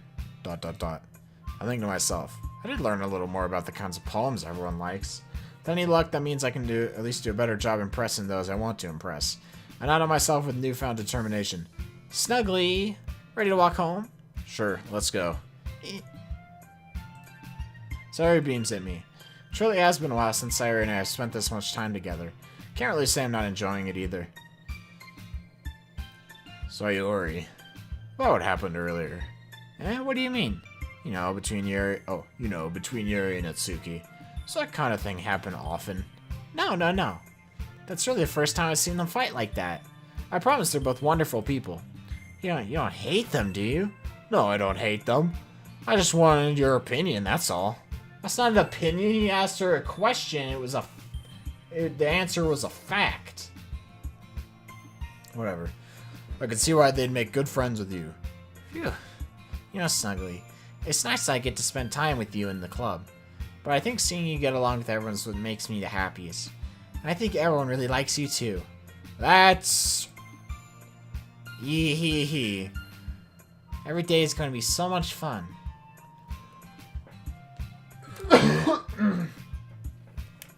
Sigh. Looks like Sayori still hasn't caught on to this kind of situation I'm in. Sure, being friends with everyone is nice, but it's really neat to stop there. It could. You don't have to date someone. Just saying, my man. We'll have to see what the future holds, Sayori. I pat Sayori on the shoulder. I said that more to myself than to her, but it's easy to use Sayori as an internal monologue sometimes. Yes, you do. Oh, okay, my bad. Life without love is pointless. Yes, obviously. You have to always be in love. Even if your only options are a freaking doofus, a person who can't even speak her first language, and a bitch. Whatever. Okay. Squiggly. Yeah. Let's do this. Hell yeah. Fire. Oh, we're doing it again. Wait. Oh. I thought, Yuri's, further away than the other girls. Does that mean something? Or, no, they're just hopping around. Alright, what am I doing here? I'm gonna do a strat where I just press the one in the top right corner.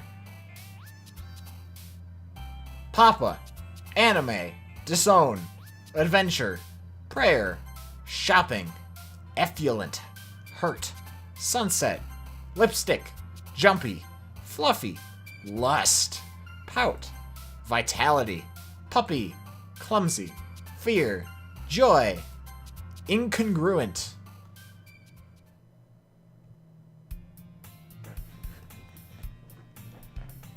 Another day passes and it's time for the club meeting already. I've gotten a little more comfortable here over the past couple days. Entering the club room, the usual scene greets me. Hi, Snuggly. Yo, Sayori. Wait. Yo, Sayori. Looks like you're in a good mood today.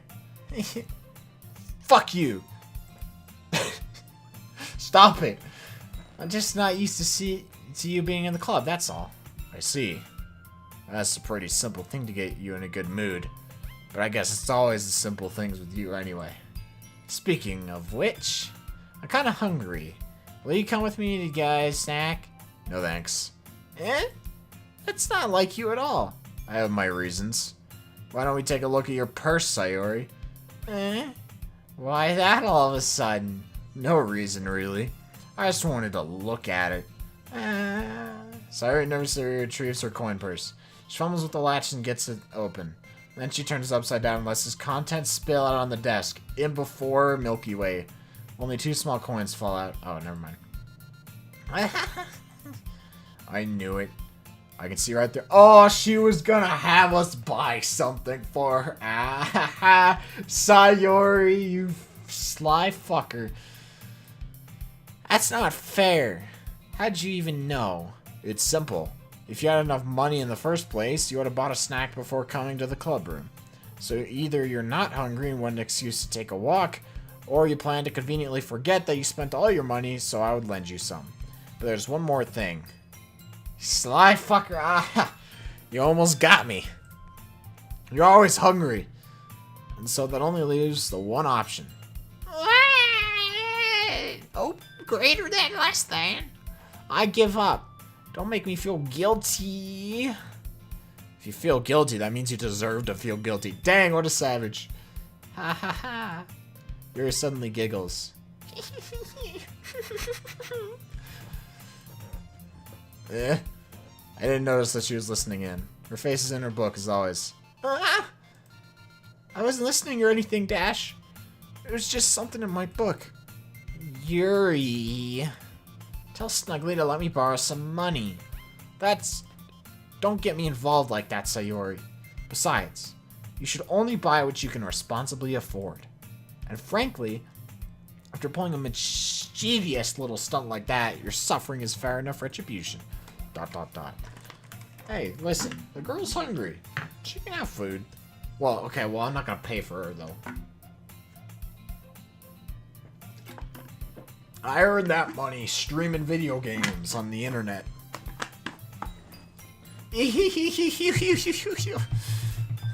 Ah, I didn't mean that. Wait, what did she say? What's history? Wait, I'm gonna save.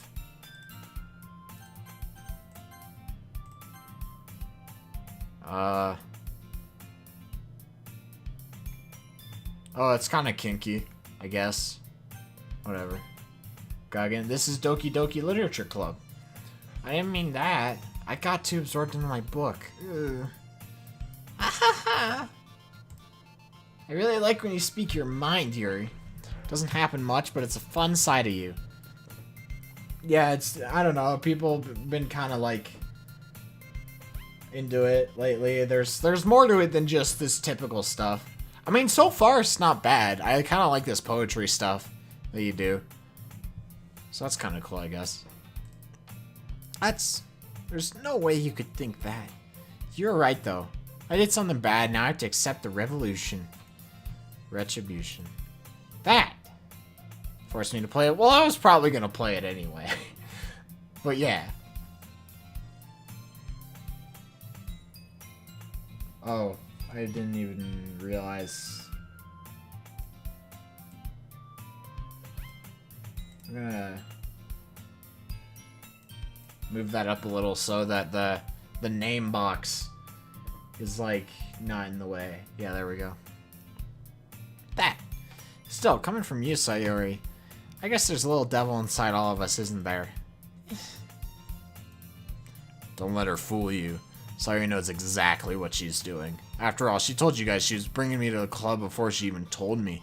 But you wouldn't have come if it weren't for the cupcakes. So I had to trick Natsuki into making them. Come on, give me more credit than that, Sayori. Pwap! Kya! Wait, what? Dang, I thought I smacked her. I was about to say, Snuggly, what the fuck you doing?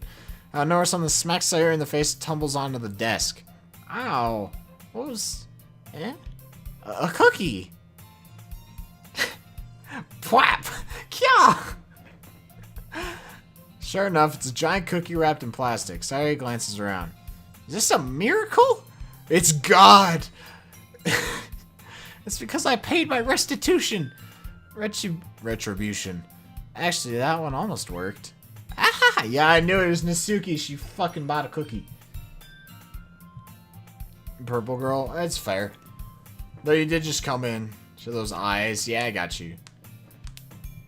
I wouldn't say I'm digging any of them too much, but I don't hate them. I was just gonna give it to you, but then I heard you blab about the cupcakes. It was totally worth seeing your reaction, though. What a bitch. Suki, that's so nice of you. I'm so happy.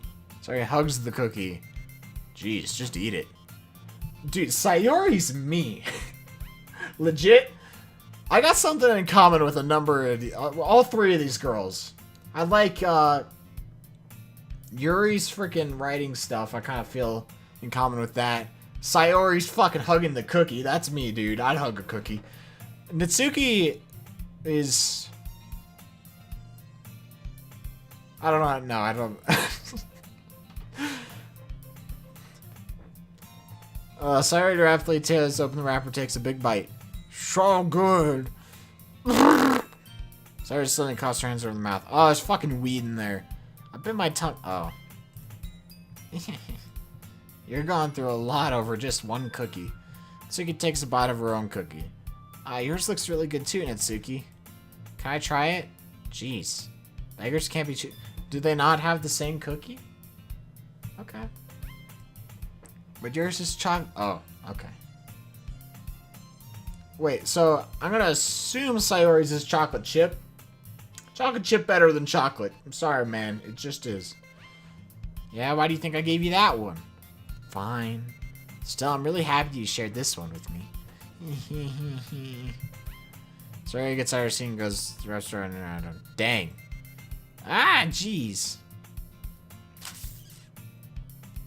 It's getting good. I get it.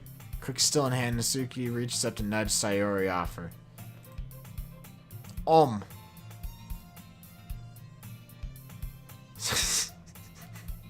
Pranked.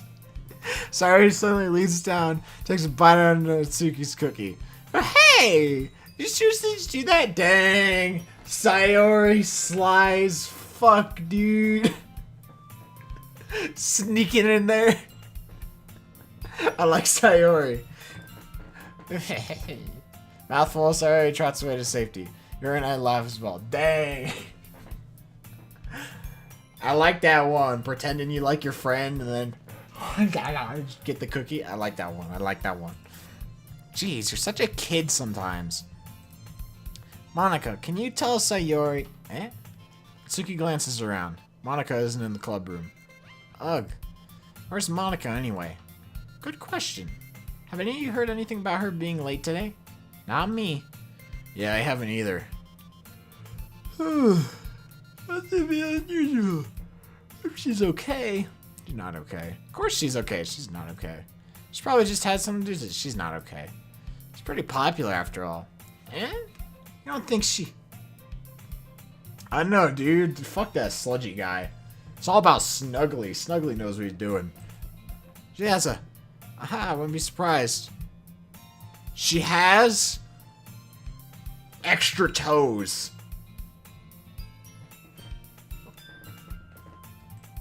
It's probably more desire... Oh.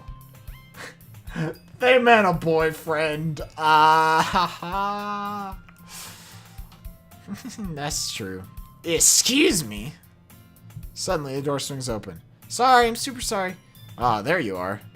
I didn't mean to be late. I hope you guys weren't worried or anything. She has a cookie. Makes sense. Eh? Monica chose the club over her boyfriend after all. You're so strong-willed. Boyfriend? What on earth are you talking about? Theory, Monica's not available because she's a lesbian. Don't confirm this theory if you played the game. Monica quizzically glances at me. Never mind that. What held you up anyway? Well, my last period was study hall. To be honest, I kind of just lost track of time. Aren't we all lesbian? That's fair, that's fair. That's fair. That makes no sense, though. Yeah, we're all lesbian. Come on. Well, I mean, you see this boy-y girl? This girly boy-y, right? See lesbian, easy. You would have heard the bell ring, at least. I must not have heard it since I was practicing piano.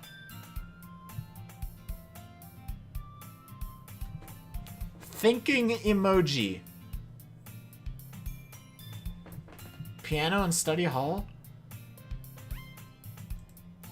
Piano? I was know where you played music as well, Monica. I don't really. Piano in study hall? Is that a thing? Yo, Onio, how you doing? Music room? Okay, that makes sense. Kinda just started recently.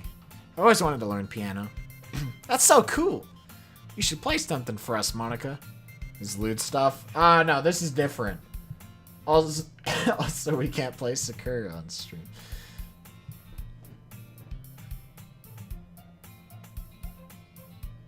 Foreshadowing. Hey! No spoilers. I played piano back in the day. And then I wasn't interested, but now I'm interested again. But we don't have a piano anymore. You should play something for us, Monica. Oh yeah, this is different, Onio. It's not like a lewd game. This is just like background exposition stuff. Monica looks at me. Does get lewd? Well, okay, but it's like whatever. Maybe once I get a little bit better, I will. You know what? I'm not gonna say anything. I'm just here to see what the fuss is about. Yay! That sounds cool. I'd also look forward to it. Is that so? In that case, I won't let you down, Snuggly. Monica smiles sweetly. I didn't mean any pressure or anything like that. Don't worry. I've been practicing a whole lot recently. Snuggly, yeah. Well, I named him. Shh, everyone shush. Don't spoil, please. I want to find out. And I really love a chance to share once I'm ready. I see. In that case, best of luck. Thanks. So I didn't miss anything, did I? I should have named him like John or something. It's easier to say. No, not really. I chose to leave out Sayori's mischievous escapade. I'm sure Natsuki will end up complaining to her anyway. Looks like everyone has already settled down. Sayori somehow already finished her entire cookie. Yuri's back to her book, and Natsuki disappeared into the closet. Man, looks like no one wants to be bothered today. Slip down into the nearest desk. How am I supposed to occupy myself with something literature related by myself like this? I guess I could always read some of the book Yuri gave me. But I'm feeling a little too tired to read. Hell yeah, Pocket. Probably fall asleep right now. Close my eyes and end up listening in on Sayori's conversation with Monica. Probably gonna seem really lame compared to all the other clubs, though. Well, we can't give up. Festivals are a chance to show everyone what literature is all about. The problem is the idea of a literature club sounds too dense and intellectual. Well, it's not like that, you know? We just need a way of showing that to everyone. Something that speaks to their creative minds. That doesn't solve the problem, though. Eh? What do you mean? Even if we come up with the most fun thing ever, nobody will come in the first place if it's a literature event. I mean, they got a point. I like literature, but a lot of people don't.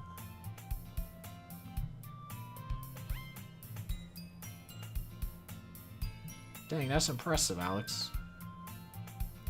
I am offended as a writer as well, Onio. Hug me, brother. See, we're all lesbians. Whatever. So it's more important to figure out how to get people to show up in the first place, you know? After they come, we can do the thing to speak to their creative minds. What's this? Sarah's taking this really seriously. It's right here deliberating like this. Oh, that's a good point. In that case, do you think food will do the trick? What kind? Well, I guess we could... Cupcakes! Good thinking. Natsuki would love to do that. You're right. Natsuki makes the best cupcakes, so you're gonna eat all the freaking cupcakes. Yo, nice, Onio. I still need to look at some of the stuff that you wrote. I'll do it eventually, I promise. That works out perfectly. That wasn't why you suggested it. Cupcakes speak to my creative tummy. ... Cupcakes it is then. I'm hungry. Same, Sayori. Anyway, we still need to work out the details of the event itself. I find myself smiling. In the end, Sayori is still her usual self, but therein lies the unexpected reason I admire her. Unlike me, who has trouble finding any motivation at all, Sayori can put her mind to things and make them come to life. suppose that's why I end up letting her get on my case about things. Can't help but wonder what it would be like to see the world through her eyes. What the fuck? You can tell it's the same picture, just zoomed in. It's like lower resolution. Ah! Oh wait. Whoa! I open my eyes to find Sary's face filling my vision. I nearly fall out of my chair. Sorry. Wait. Actually, I'm not sorry at all. It's your fault for sleeping like that. Dang, Sayori and I... Dude, I'd do that. I'd say, no, I'm not sorry. This isn't the napping club. Does our school have a napping club? You're staying up late again, aren't you? Now that you're in a club, you're gonna have less time for anime, you know. You need to get used to it. I'm not staying up watching anime, if you get what I'm saying. Don't say that so loud. I glanced over to see if Monica overheard. Freaking worst. I know, right? We're getting destroyed over here. It's true, though. Yeah. You know, I know. You're always looking out for me, Sayori. It's what I do best. Well, you offended Onio, but you deserved it. That's a problem. Wait, what did she say? I forgot. So I do best. Wait. That's what I do best. That's a problem. That's a... What? What about you? Oh. Oh, okay. You look out for me better than you look out for yourself. Okay, I got it. You're still oversleeping every day, aren't you? Yeah? Not every day. That's not very convincing. How many days this past week have you gotten up on time? It's a secret. I knew it. Come on. At least give me the benefit of the doubt. I can't even do that. Look, Sire, it's written all over you. Eh? Sire glances around at herself. How's it written all over me? I made that joke earlier. You're clearly in a rush this morning. Look, your hair is sticking out all around you. Oh, wait, was she not actually thinking of writing? Whatever. I run my fingertips down the side of Sawyer's hair, trying to straighten it out. Man, you really need a brush for this. My hair's just really hard to get right. I won't fall for that. There's more than just your hair. Look, your bow isn't straight either. There's toothpaste stain on your collar right here. Try to wipe off the stain with my finger. But nobody would ever notice that. Of course they would. Nobody's gonna tell you about it because they didn't want to embarrass you. Fortunately, I don't really care about that. Hey, you meanie. And you don't even keep your blazer buttoned up. Seriously, Sayori. Why do you think you don't have a boyfriend yet? Whew, savage boy over here.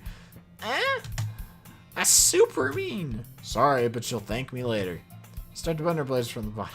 Freaking roasted, dude. Out of there. Like right here, this freaking paper's Sayori and you're snuggly over here like, you know, it's crazy, dude. Once you see how much better it looks, you'll change your mind. Me and Sabis now auto-hosting you for up to 4 viewers. What?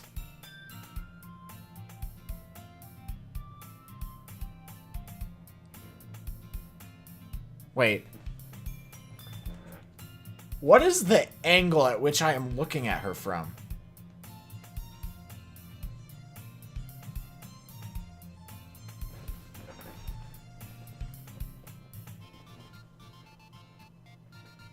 I'm just trying to... Now the room's straight.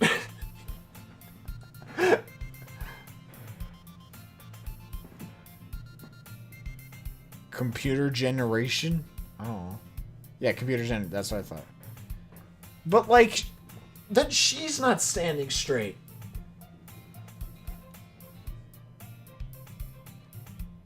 How much... Why am I so much taller than her? Like, I'm fucking, like, up, like, standing here. She's, like, here. Fuck. And then she's also, like, she's, like, bent. Look at her legs. They're, like, she's, like, standing like this. Oh, whatever. Hee. This is so funny. What is it? I mean, she looked taller. I'm gonna save. Right click. Yeah, look at her legs. That doesn't look normal. Yeah, definitely not. Look at that. It's like she doesn't have hips, and her legs just like shrink as they go down.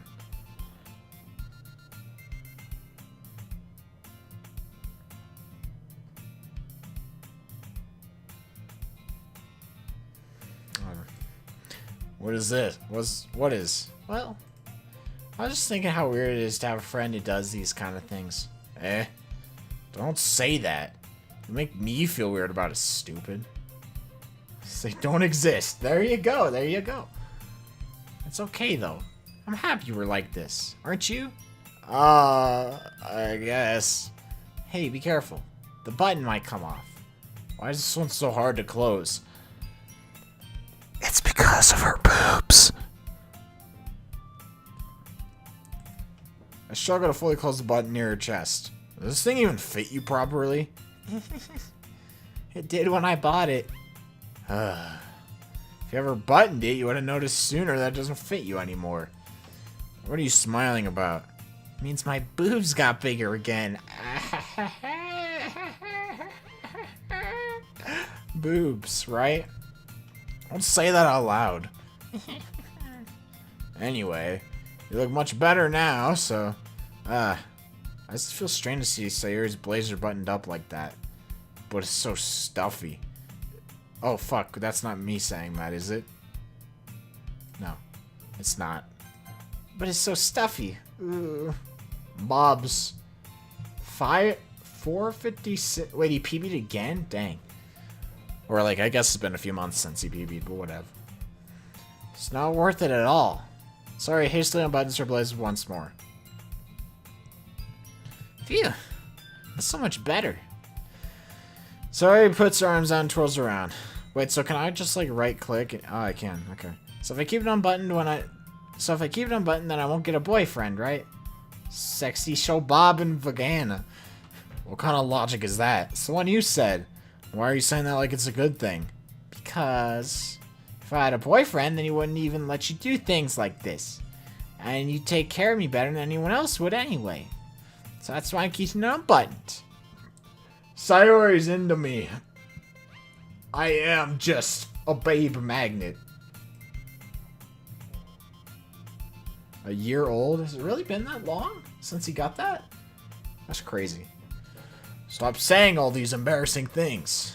Eh? I didn't say anything embarrassing. Jeez. Well, anyway, just focus on trying to wake up a little earlier. Only if you focus on going to bed earlier. Fine, fine. The girl in the anime visual novel into the protagonist? Whoa! It's a deal.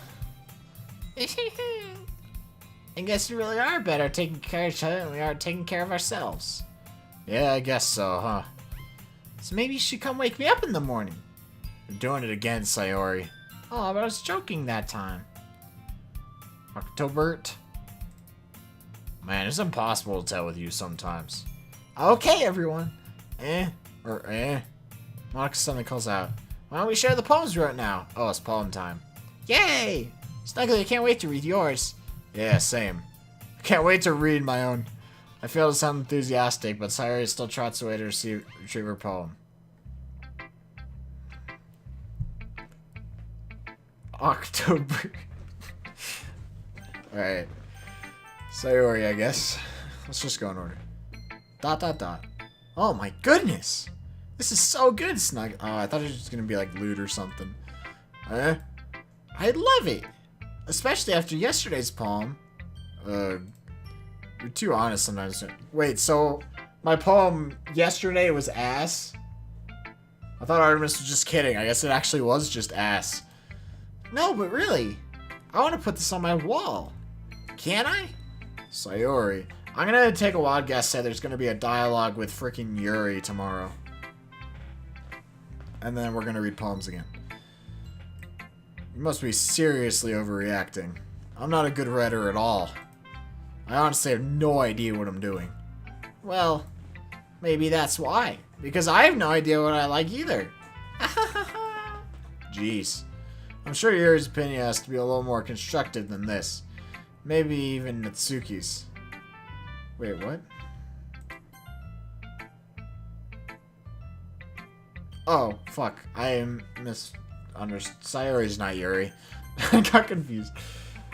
Yesterday's poem, Sludgy ESS. Today's poem, Sludgy Dab.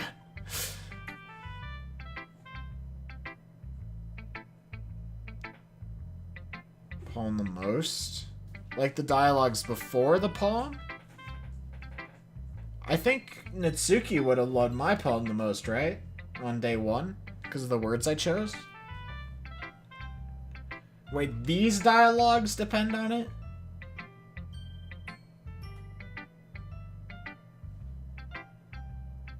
Before the poem, oh. So it just so happened that... Okay. Yo, Panther, how you doing? Sure you don't like it just because I wrote it? Yeah? Well, I'm sure that's part of it. Oh, well, then I wasn't even trying to impress Sayori with my poem. Because I just chose the top right word. Yeah, I want to see his poem, dude. I think I understand you better than a lot of other people, you know? So when I read your poem, it's not just a poem. It's a snuggly poem. Oh, it's so cute. I know it's my name, but it fits. I'm doing good, Panther. Glad you're good too. And that makes it feel extra special. You can just snuggle up with it. I can feel your feelings in it. Maybe it's just because I came all over it. Sayori hugs the sheet against her chest. You're so weird, Sayori. Well, I'm not very good at figuring out if poems are good or bad. That's why I just go by my heart. If it makes me feel things, then it must be a good poem. I'm not sure that's exactly how it works. Then again, I guess conveying feelings is a pretty important part of this whole thing. Yeah, maybe. Honestly, I don't even know what kind of writing you like in the first place. Yeah, me neither. Ugh. Why don't you at least try giving us some thought? Aw, you want to write something for me? That's so sweet. Yeah, right. But you're always thinking about other people. You need to think about yourself once in a while. If you don't, you might end up getting hurt at some point. She's gonna get hurt. Eh? Well, I don't really know what you mean, but I'll try to keep it in mind. Well, whatever. Anyway, let's see. I guess I like happy poems. Wait, sometimes I like sad poems too. Sometimes a little bit of both. There's a word for that, right? What's the word I'm looking for? Bittersweet. Yeah, I like things that are happy and things that are sad. Happy and sad? I can't see you liking something sad, Sayori. Well, I like happy the most. Sometimes when you have a little rain cloud in your head, sad poem can help give the rain cloud a little hug.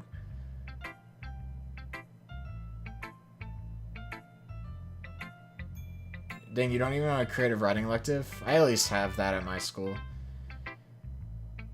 Sweet and sour sauce.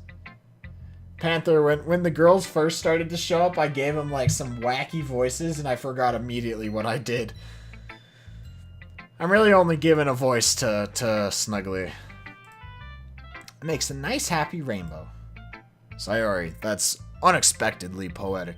I mean, like the girls, I'm just raising the pitch a little. I don't care enough. Eh? It is? Maybe I'm getting better at expressing my feelings after all. When I played Sakura Beach, I was like given hella voice acting for the characters that I was doing.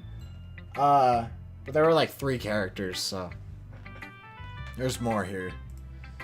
Thanks, Snuggly. Deep masculine voice. Yep. I just gotta write that down then. You can read my poem now, okay? Alright. Bottles. Oh my god. It's a long one. Bottles. I pop off my... Wait. I need to get ready for this. Drink some vodka.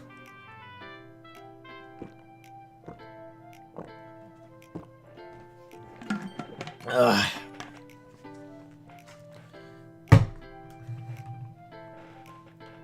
Not yet, Pocket. Bottles. I pop off my scalp like the lid of a cookie jar. It's the secret place where I keep all my dreams. Little balls of sunshine, all rubbing together like a bundle of kittens. I reach inside with my thumb and forefinger and pluck one out. It's warm and tingly, but there's no time to waste. I put it in a bottle to keep it safe. I put the bottle on the shelf with all the other bottles. Happy thoughts, happy thoughts, happy thoughts in bottles, all in a row. My collection makes me... Fuck, what happened? My collection makes me lots of friends. Each bottle is starlight to make amends. Sometimes my friend feels a certain way. Down comes a bottle to save the day. Night after night, more dreams. Friend after friend, more bottles. Deeper and deeper my fingers go, like exploring a dark cave, discovering the secrets hiding in the nooks and crannies. Digging and digging, scraping and scraping.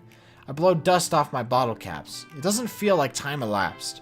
My empty shelf could use some more. My friends look through my locked front door. Finally, all done. I open up and in come my friends. In they come in such a hurry. Do they want my bottles that much? I frantically pull them from the shelf, one after the other, holding them out to each and every friend, each and every bottle. But every time I let one go, it shatters against the tile between my feet. Happy thoughts, happy thoughts, happy thoughts in shards all over the floor. They were supposed to be for my friends who aren't smiling. They're all shouting, pleading, something. But all I hear is echo, echo, echo, echo, echo inside my head. Holy crap. Sorry, did you really write this? Of course I did. Didn't I tell you yesterday I was going to write the best poem ever? Got dark? Yeah, that was something. Yeah, but, I mean, I didn't expect something like this coming from you. Monica taught me a whole lot. I've been really in touch with my feelings recently. I see that. It's almost kind of creepy. Creepy? Well, not exactly. Maybe because I'm so used to you being cheerful. Well, never mind. I'll think it too hard about it. Point is, it came out good, so you should be proud of it. Aw, thanks. I feel like I was meant to express myself this way. It even helps me understand my own feelings a little bit better. Writing's like magic. You've gotten pretty passionate about this, huh? I hope you keep it up. Yeah, writing's the best. I'm gonna keep writing till I die. Don't get ahead of yourself. Sorry's always had a habit of getting obsessed with something before dropping it no more than a week later. I wonder if this is one of those times. But seeing the passion in her eyes makes it hard for me to be pessimistic. Alright, Itsuki. Well, it's not terrible.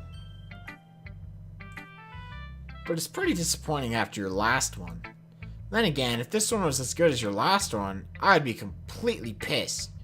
Well, I guess I wanted to try something a little different this time. So, does this dialogue change? Depending on what you choose in those options? Because, like, the first one I aimed it at Natsuki, and the second one I didn't. Or does this dialogue just stay the same?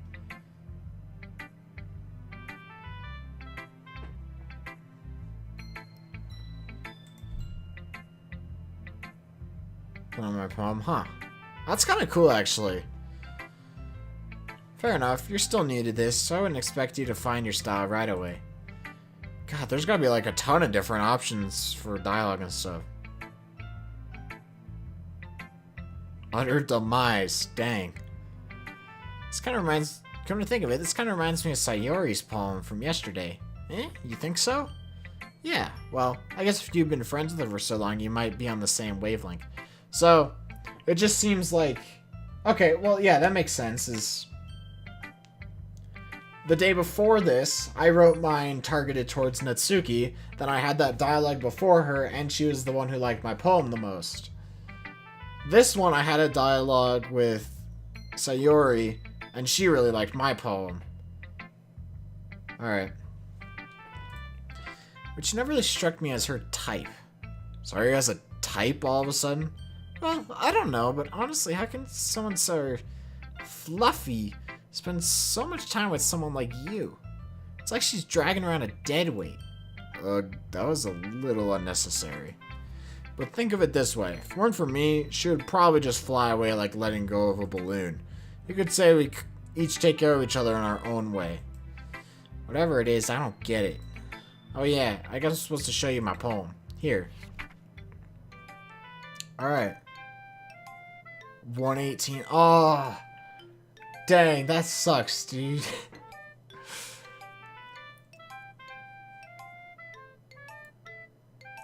Alright. Amy likes spiders. You know what I heard about Amy? Amy likes spiders. Icky, wiggly, hairy, ugly spiders. That's why I'm not friends with her. Amy has a cute singing voice. I heard her singing my favorite love song. Every time she sang the chorus, my heart would pound to the rhythm of the words. But she likes spiders. That's why I'm not friends with her. One time, I hurt my leg really bad. Amy helped me up and took me to the nurse. I tried not to let her touch me. She likes spiders, so her hands are probably gross. That's why I'm not friends with her. Amy has a lot of friends. I always see her talking to people. She probably talks about spiders. What if her friends start to like spiders too? That's why I'm not friends with her. Doesn't matter if she has other hobbies. Doesn't matter if she keeps it private. Doesn't matter if it doesn't hurt anyone. It's gross. She's gross. The world is better off without spider lovers. And I'm gonna tell everyone. For being gay. Thank you for connection. And potential spoil?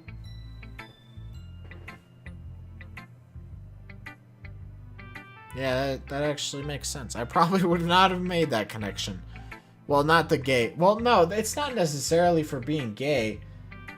No, that's like just hating someone just because of one small little thing. That's alright.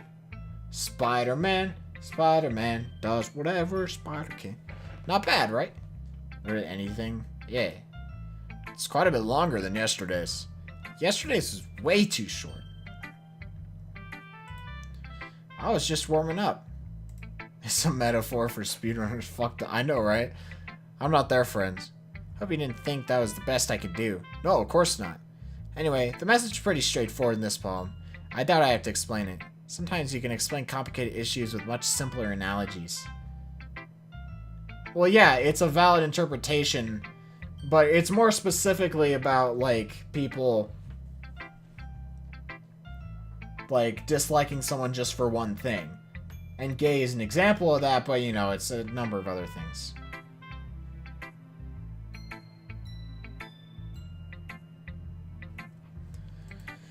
And it helps people realize how stupid they're being.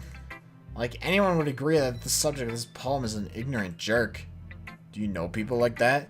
Of course. It's about how everyone thinks my... That doesn't matter. It could be about anything. I want it to be easy to relate to. Everyone has some kind of weird hobby or a guilty pleasure. Something that you're afraid if people find out, they'd make fun of you or think less of you. That just makes people stupid. Who cares what someone likes, as long as they're not hurting anyone and it makes them happy. I think people really need to learn to respect others for liking weird things. Well, you're definitely right. At least I can relate to that. And I'm sure a lot of people can too. Preach! Listen, I like this. A murder. Hey! Don't shame her. Yeah, did you read the poem? This is more important, Onio. Reminder for those of you watching, if you want to like continue this on your own or something, the game's free. It's on Steam right now. You can get it for free, $0. So if you want to do it on your own, you can do that. Stop murder shaming. I don't like writing unless there's a good message to take away from it. Like, conveying emotions is important. But I want to make people think, not just feel. Remember that. I'm going to write a good one for tomorrow too, so look forward to it. Alright.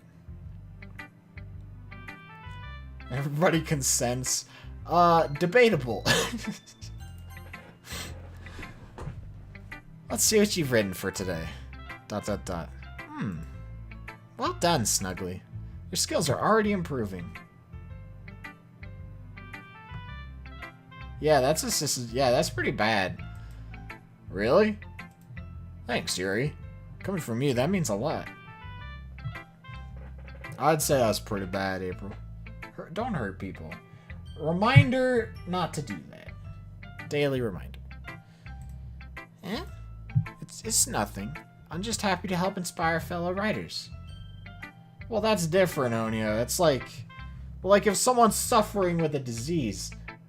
How did this come up? I'm reading anime.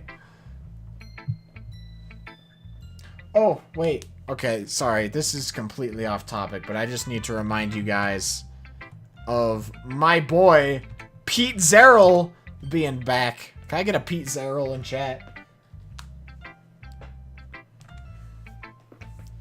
He's back. Anyway, whatever. I already knew this, so don't worry so much if it seems like you can't get your poem to feel perfect. He's back! He's great, dude. I love this man. You don't need to be afraid to be a little more daring. Catbag 4. That works too. Metaphors can go a long way. Don't feel like you need to work your brain like turning a bunch of gears. Try letting your mind wander through your feelings. I'm glad Pete Zerrell Ty's not back. I don't like Pete Zerrell Ty. And write down the things you see and hear. That's one way to truly enable your reader to see into your mind. It's a very intimate exercise. I see. That's certainly an interesting technique. Thanks for sharing. I have, well, an example of that if you'd like to read it. The murder chair. Of course. Is this a poem you wrote for today? Yuri nods, timidly hands me your poem.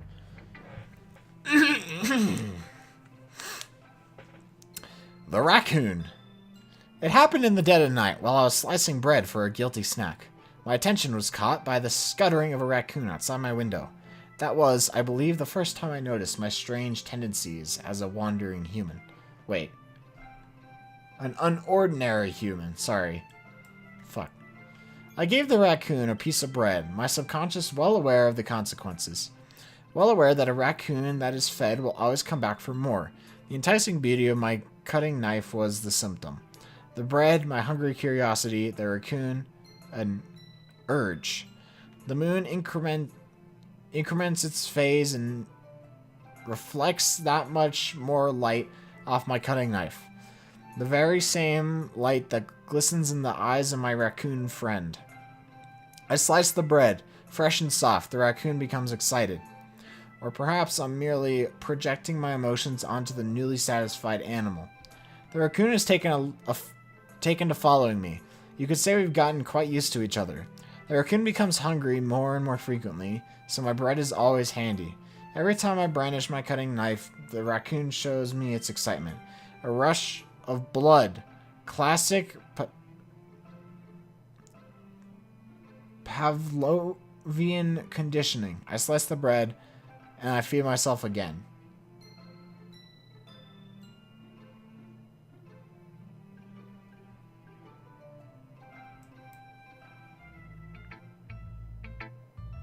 Alright.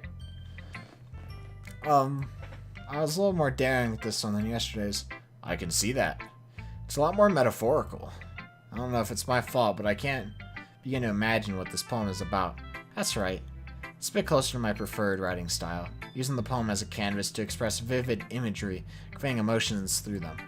Yeah, if I take it at face value, then I can't even figure out what it's supposed to mean.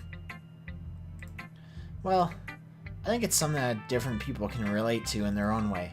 I want to express the way it feels for me to indulge in my more unusual hobbies.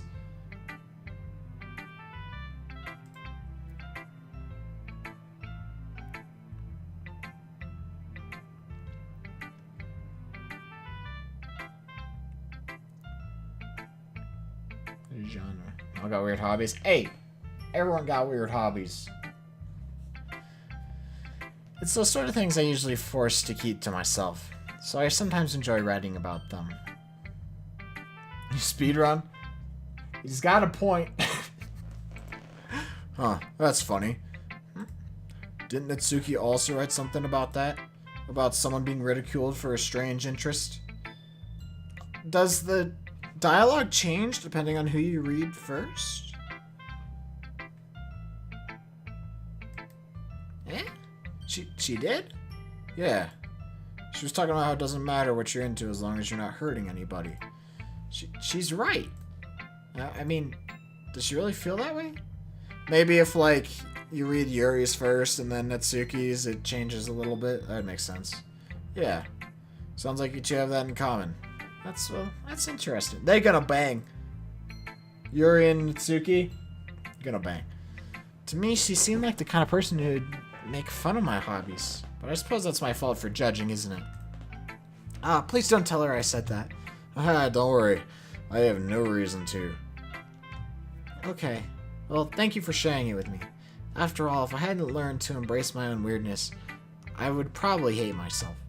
I might be ranting a little bit now, but I'm glad that you're a good listener. Alright, we got Monica. Hi again, Snuggly. How's the writing going? Alright, I guess. I'll take that. As long as it's not going bad. I'm happy that you're applying yourself. Maybe soon you'll come up with a masterpiece. I wouldn't count on that. You never know. Want to share what you wrote for today? Sure. Here you go. I get my poem to Monica. ... Alright! I like this one. Makes me think of something Sayori would like. I don't know what words I chose, but apparently Sayori likes it.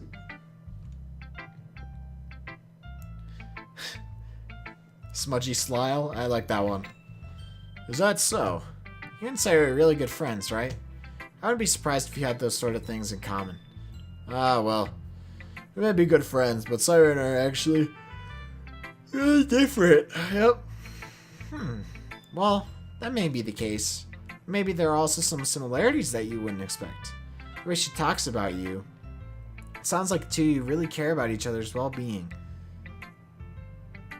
Yeah, I'm wondering what's gonna happen. Even if you show it in different ways, it ends up being more similar than you'd think. So I think that's the kind of vibe I get when reading your poem. You sure you're not reading into it too much? I could be. Oh gosh, I sound like Yuri. But in any case, Sayori's writing has a kind of gentle feel to it. I can tell that she likes exploring with emotions like happiness and sadness. Monka S.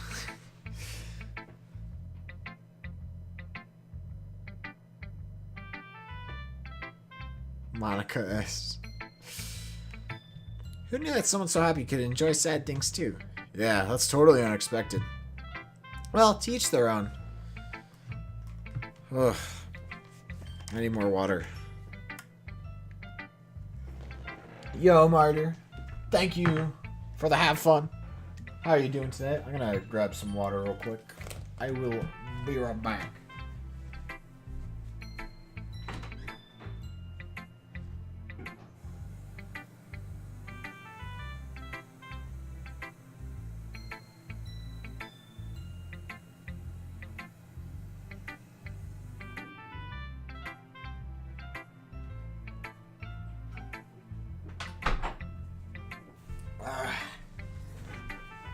Vodka. Oh yeah, my bad.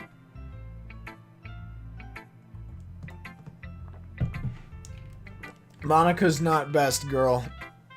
Artemis. So far, I'm thinking Sayori. I got a little bit in common with Sayori. Mainly because she likes food a lot, and what else? She doesn't button up her clothes.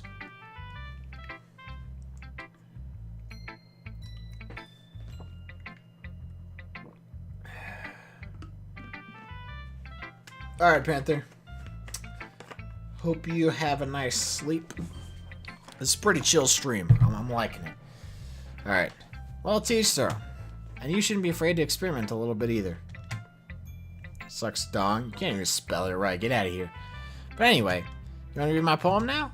I like the way this one turned out, so I hope you do too. Alright, let's take a look.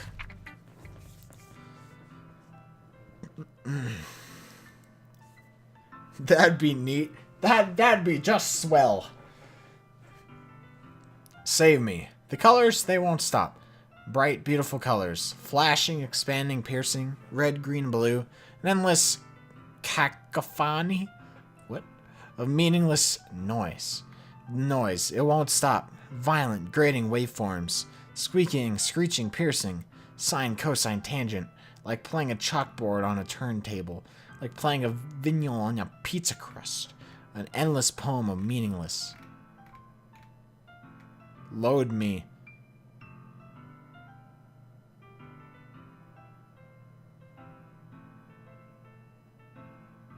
What? Vignol? Load me. Load me. Oh. Oh, save me. Load me. Ah, haha, I get it. It's even more abstract than your last one, huh? I guess it's just the way I write. I'm sorry if you don't like it. No, I never said that. It's just the kind of thing I've never really seen before, I guess. I kind of like playing with my space on the paper. Choosing where and how to space your words can totally change the mood of the poem. Yeah, no, she's a bendy girl. It's almost like magic. The way I wrote the lines really short makes it feel like they're trying to speak over the noise. I see. Still hard for me to tell what it's about, though. Sometimes asking what a poem is about isn't the right question. A poem can be as abstract as a physical expression of a feeling, or a conversation with the reader. Monica X Reader fanfiction? Just putting it in that way, not every poem is about something. Anyway, here's Monica's writing tip of the day.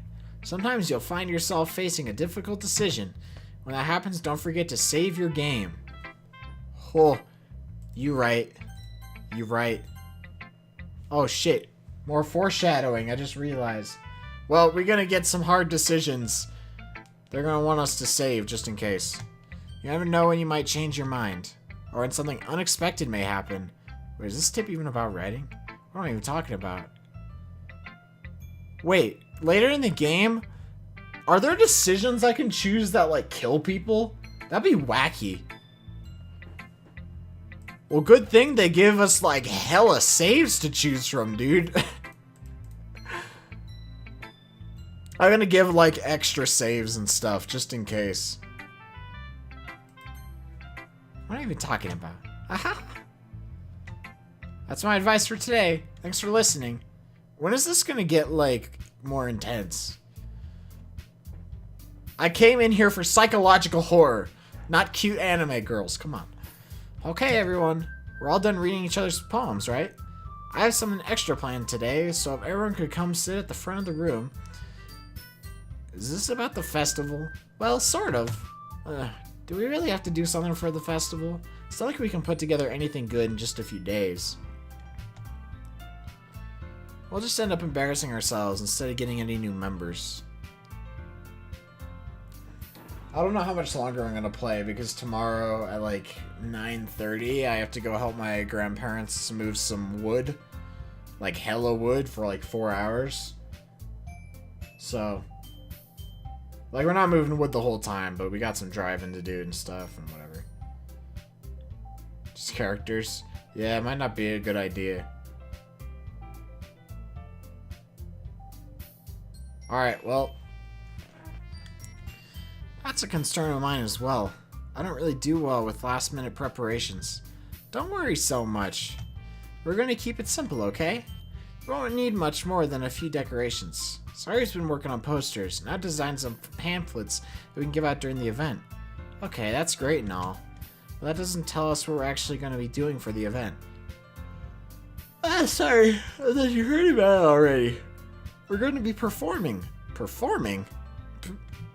Monica. Yeah, we're going to have a poetry performance. Oh boy.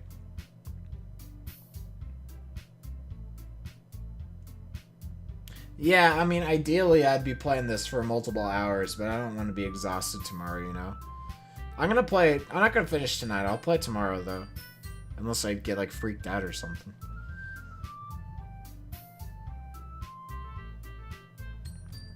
Each of us are going to choose a poem to recite during the event. But The cool part is, we're also gonna let anyone else come up and recite poems too.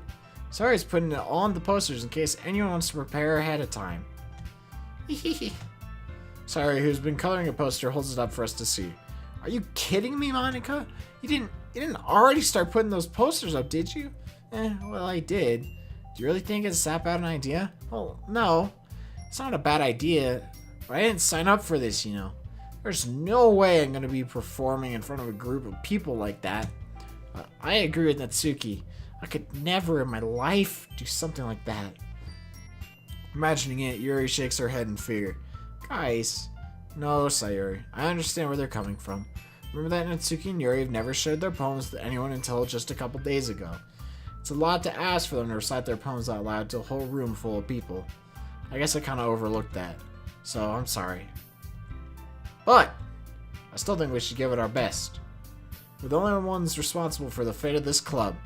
If we start the event and each put on a good performance, then it will inspire others to do the same. And the more people who perform, the better we'll be able to show everyone what literature's all about. Yeah, it's about expressing your feelings, being intimate with yourself, finding new horizons, and having fun. That's right. And it's those reasons that we're all in this club today. More anime girls join? Nah, I think it's just these 4. Don't you want to share that with others? To inspire them to find the same feelings that brought you here in the first place? I know you do. I know we all do. If all it takes is standing in front of the room for 2 minutes to recite a poem, I know you can do it. I thought my dude joined because there were cupcakes. ... Natsuki and Yuri remain silent. Sayori looks worried. I guess it leaves me no choice. I agree. I don't think it's too much to ask. I think that Sayori and Monica have been trying really hard to get new members. Least we can do is help them out a little bit. Well, maybe, but looks like Natsuki doesn't have any arguments left. I know, that sounds like a good time. Oh, wait. Okay, fine. I guess I'll just have to get it over with. Alright. Thanks, Natsuki. What about you, Yuri? ... Yuri dejectedly glances around at everyone else's expectant faces. I guess I don't really have a choice. Aha! That's everyone! You're the best, Yuri. This club's seriously gonna be the death of me. Don't tell me that was foreshadowing. Oh gosh, you'll be fine, Yuri. Anyway, you're not gonna be fine. Anyway, let's move on to the main event. I want each of you to choose a poem of yours. We're gonna practice reciting them in front of each other. No way! Monica, this is too sudden. Well, if you can't recite your poem in front of the club, how do you expect to do it in front of strangers? Oh no. Don't worry. I'll start off to help everyone feel more comfortable. Can I go next? Of course. Now let's see. They all die? Yes, they just poof. Now let's see. Monica flips through a notebook to the specific poem she has in mind for herself. She then stands behind the podium. The title of this poem is The Way They Fly. Ahem. Monica begins reciting her poem. Her clear, confident voice fills the room. More than that, her inflection is pristine. She knows exactly how to apply emotion behind each line she recites, bringing the words to life. Is this something she's done before, or is she simply a natural? I glance around me. Everyone has their eyes on Monica. Sayori looks amazed. Yuri has an intense expression on her face that I don't understand. Finally, Monica finishes the recitation. The 4 of us applaud. Monica takes a breath and smiles. That was so good, Monica. Thank you very much. I was just hoping to set a good example. Are you ready to go next, Sayori? I'll go next. What? Yuri's fired up all of a sudden. Yuri clutches a sheet of paper between her hands and stands up. Keeping her head down, she walks quickly over to the podium. This poem is called... Yuri anxiously glances at each of us. You can do it, Yuri. It's called After Image of a Crimson Eye. Whoa. Yuri's voice shakes as she starts reading the poem. Just a moment ago, she practically refused to do this. Why is she suddenly putting in so much effort? As Yuri gets past the first couple lines, her voice changes. It's almost like what happens when Yuri gets to turn to your books. Her quivering words transform into the sharp syllables of a fierce and confident woman. The poem is full of twists and turns in its structure that she enunciates with perfect timing. This must be a rare glimpse into the whirling fire Yuri keeps concealed inside her head. Suddenly, she's finished. Everyone is stunned. Yuri snaps back into reality and glances around her, as if she bewildered even herself. It's up to me to save the situation. I'm the first to start applauding. Everyone joins me afterward and we give Yuri the recognition she deserves. It's not that we didn't want to applaud for her, but we were caught so off guard that we must have forgotten. As we applaud, Yuri holds the poem to her chest and rushes back into her seat. Yuri, that was really good. Thank you for sharing. When she went off screen, she went zoom. That was awesome. Thank you for sharing. ... Looks like Yuri's down for the count. Okay. I guess I'm next then.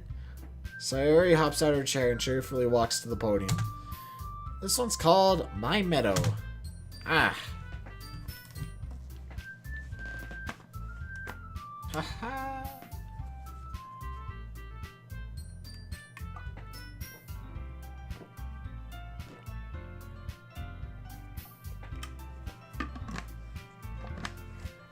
Oh, you're talking about April? Nah, that's a bad emote. Ah ha ha ha! Sorry, I giggled.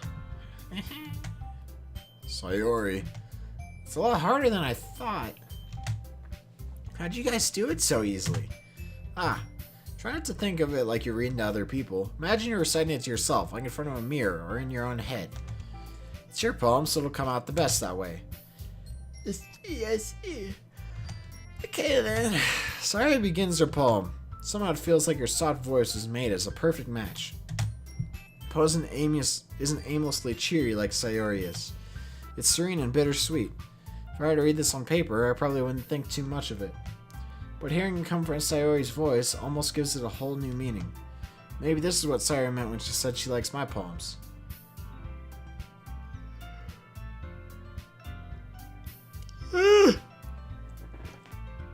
Getting tired all of a sudden, dude. Okay.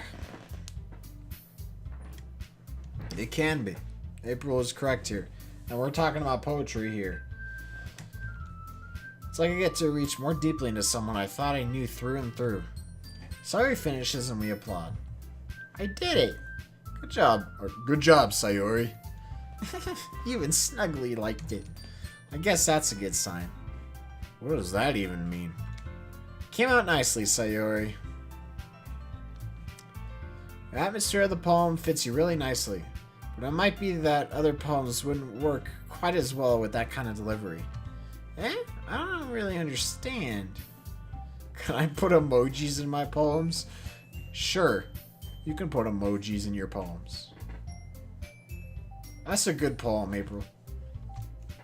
In other words, I've seen poems of yours where that sort of gentle delivery wouldn't work as well. I'm kind of blending words together. They might need a little more force behind them, depending on what you're reading. Oh, I know what you mean. Well, I've been practicing that kind of thing. Roses are red, violets are black, why is your chest as flat as my back? Savage. It's just embarrassing to do it in front of everyone. The next time I'm going to make you pick a poem that challenges you a little more.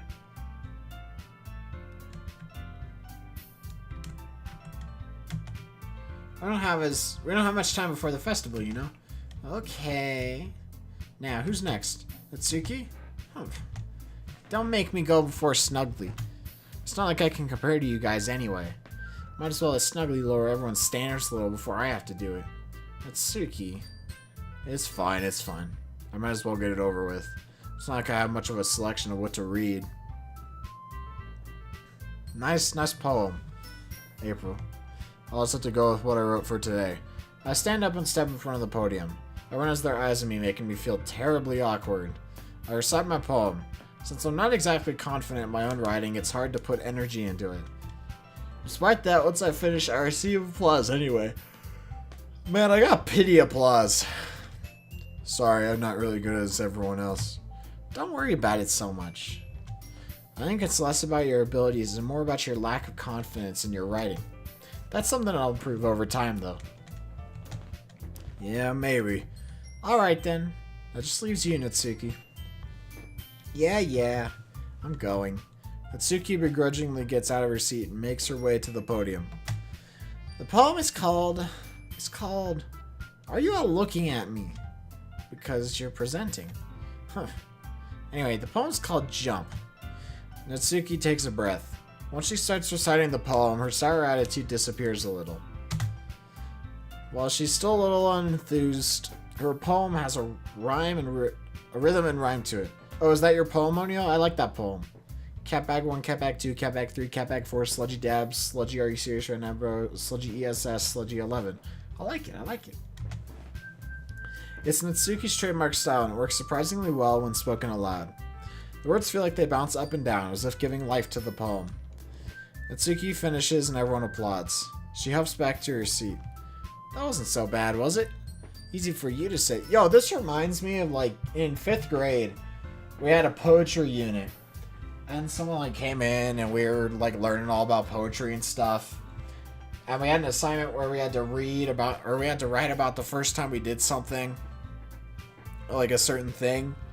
And then one night there was like a big thing where we could read the poem. And there was an option not to read, and I ended up being like one of the 2 people that didn't read the poem, like their poem, because I was really shy. And then I felt kind of bad that I didn't do that.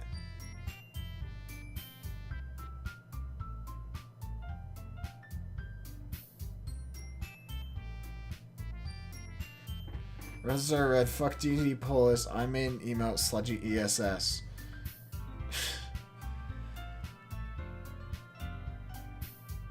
Anyway, easy for you to say. You'd better not make me do that again. Ah, well. Do you at least feel prepared enough to recite a poem in front of other people? Sludgy ESS. Space Waifu. Wait, what? It's a haiku. Sludgy S. Space Waifu. It's not a haiku. Haiku is 575.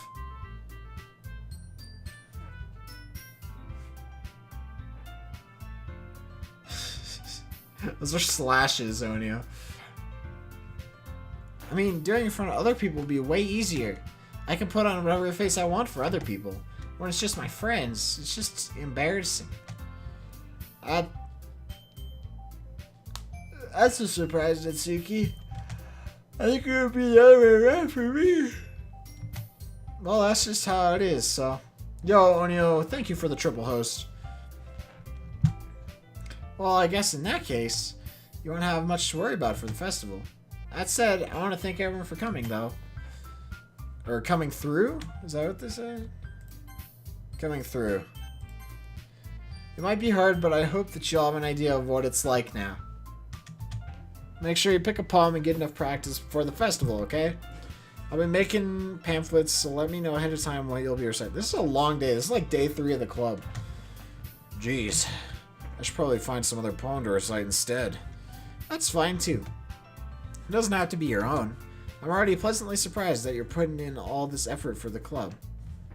It makes me really happy. Yeah, no problem. Okay, everyone. I think that's about it for today.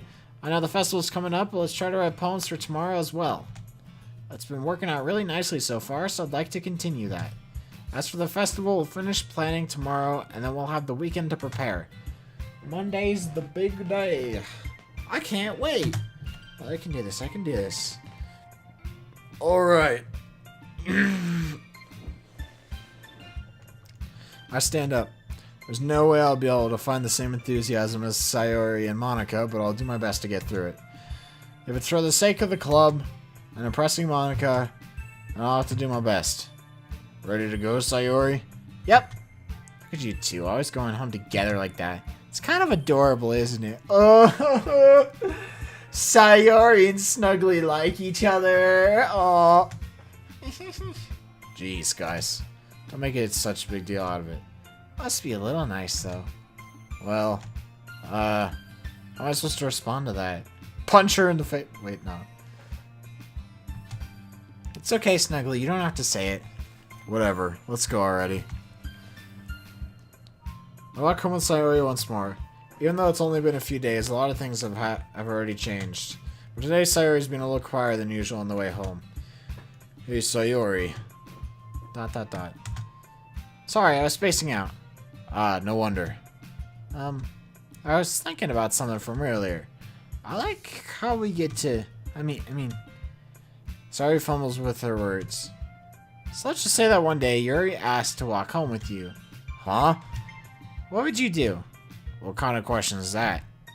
You're kind of putting me on the spot here.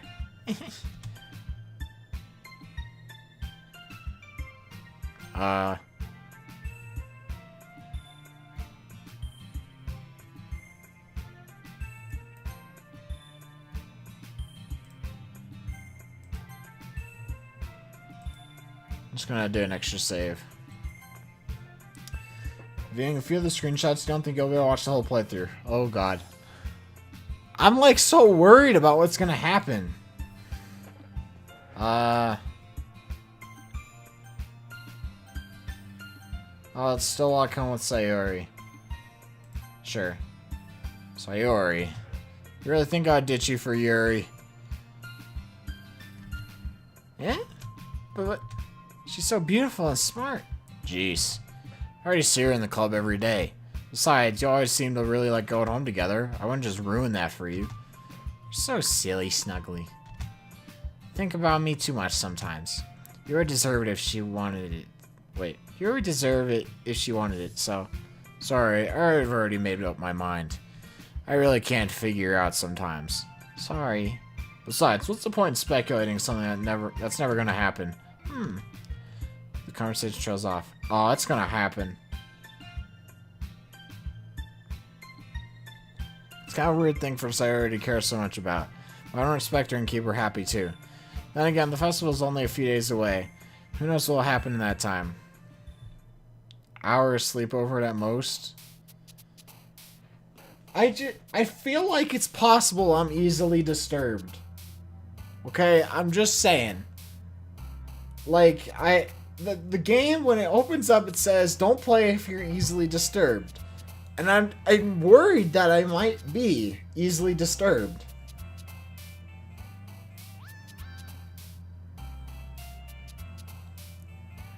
Like, I don't want spoilers.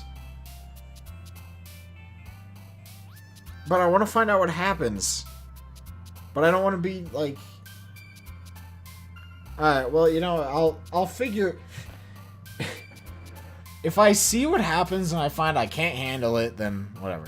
Alright, well, I think I'm just gonna go for Sayori. Why not? So, what do you want?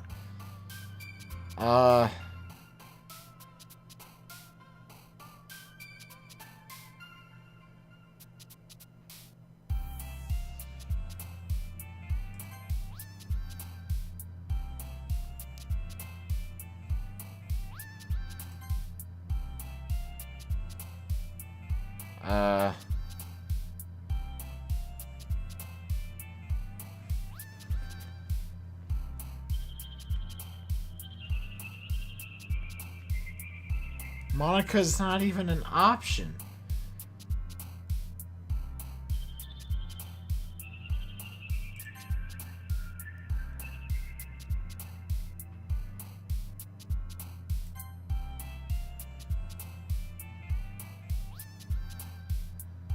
I'm trying to pick the ones that Sayori would like. Select words. Oh.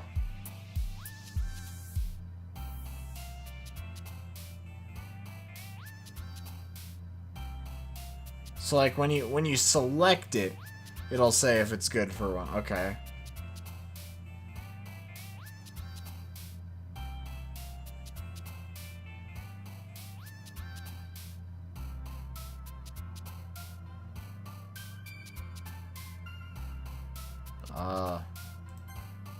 Oh, okay, so she liked that.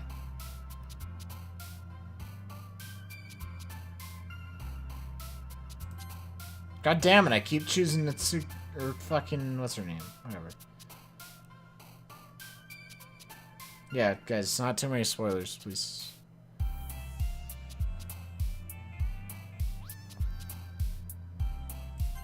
God damn it.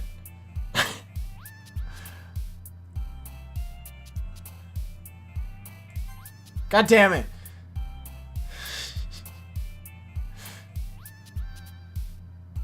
God damn it.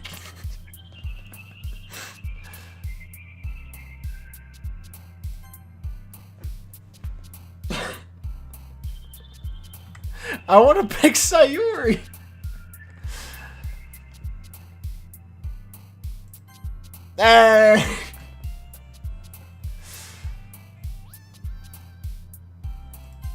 Okay.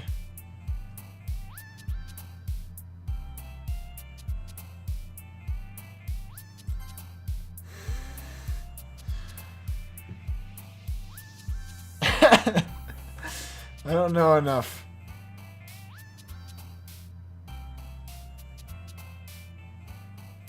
After image would be Yuri, I know that.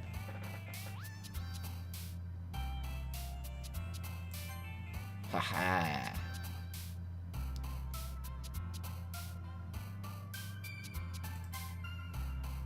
Okay, we're getting there, Alright, come on.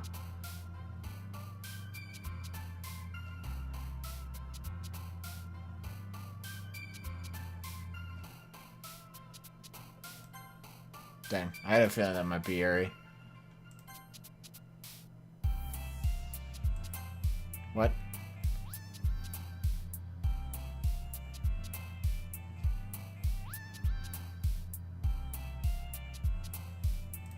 God damn it. I think I wrote a Natsuki poem. I might, like...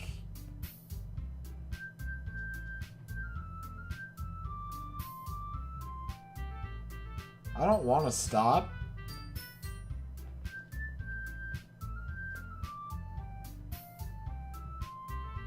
No, I'm not...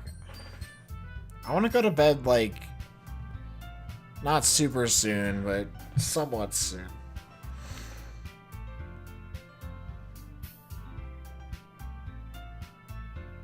Alright, you know what? No, it's fine. That's fine. I'll keep going. Aw, man. On the last one here again. Don't worry, I just walked in too.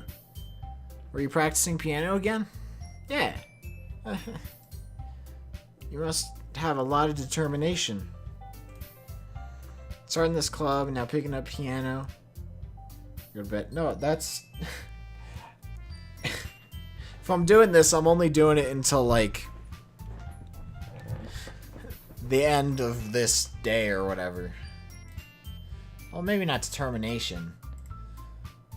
But I guess passion. Remember that the club wouldn't be here if it wasn't for all of you.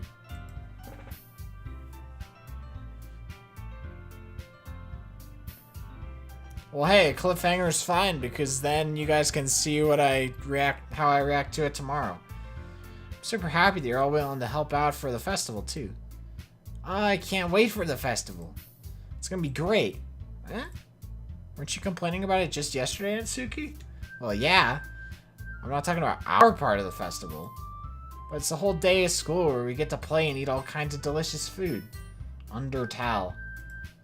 You sound a bit like Sayori all of a sudden. Monica, do they usually have fried squid? One second. Nah, I can't. I gotta get up tomorrow to move wood. Otherwise, I'd play much until late into the freaking nighttime, dude. Squid? That's a pretty specific thing to look forward to. Oh, come on. Are you saying you don't like squid? You, of all people? I don't say I don't like it. Besides, what do you mean by you of all people? I mean, this is pretty good so far. I don't want to know what happens. What do you mean by you of all people? Because it's right in your name. Monika. What? That's not how you say my name at all. How did she say it? Monica? Okay. Also, jokes make no sense in translation. Question mark? Ah, never mind. Wait, is that a fourth wall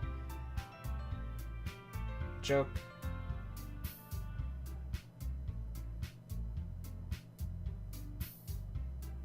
Ah, never mind. Let's just focus on our own event for now, okay? Fine. Your actions aren't as fun as Yuri's or Sayori's anyway. Excuse me? Where is Sayori anyway? Oh, where is Sayori anyway? Oh, there you are. Sayori's sitting at a desk in the corner of the room, looking down at nothing. I'll walk over to her. Yeah, I got you, Alex. Hey, Sayori. I have my hand in front of her face. Eh? You're spacing out again. Sorry. Don't mind me. You can go talk to everyone else. Huh. Is everything alright? Of course. Why wouldn't it be? It just feels like you're a little off. Sorry for assuming things. Jeez, you worry too much about me. I'm fine, see? Sayori shows me a big smile. Everyone's favorite Japanese person, Dan Salvato. Don't let me distract you from having fun with everyone. Well, alright. If you say so. I rudely glanced at Sayori before I turned back toward everyone else. Oh boy, I can't leave her. But the conversation was already dispersed with everyone back at their usual activities. Maybe I should ask Monica if she noticed anything about Sayori recently. Since they've been preparing for the festival, they must be spending a lot of time together. I timidly approached Monica, who was shuffling through some papers at her desk.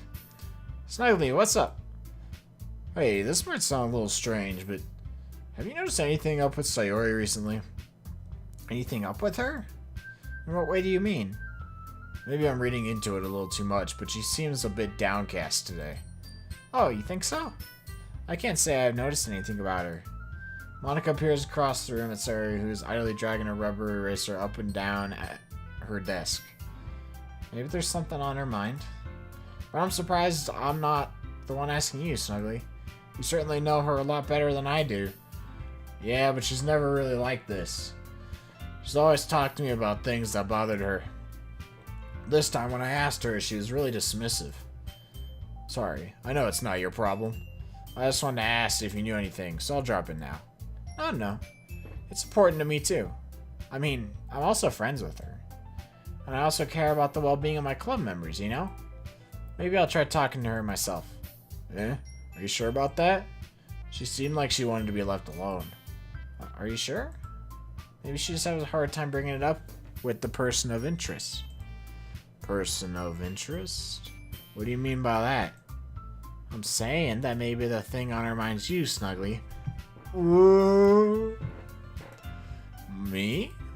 How on earth would you come to that conclusion?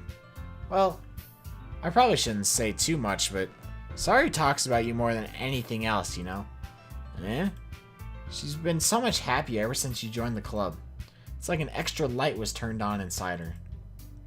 What? No way. Sayori is always like that. She's always been full of sunshine. It's not any different than now than it always has been. You're so funny, Snuggly. Have you thought that maybe you've always seen her as so cheerful because that's just how she is when she's around you? Now that's some thought. Dude, I'm getting tired. Yeah, I'm gonna end stream soon. I don't know. And I don't want to get like, I don't want to pull myself too much into it. Tomorrow night I'll be able to play more because I don't have to do anything on Sunday. I mean, I'm going out to dinner tomorrow night, but once I get back, I'll be able to play it. ...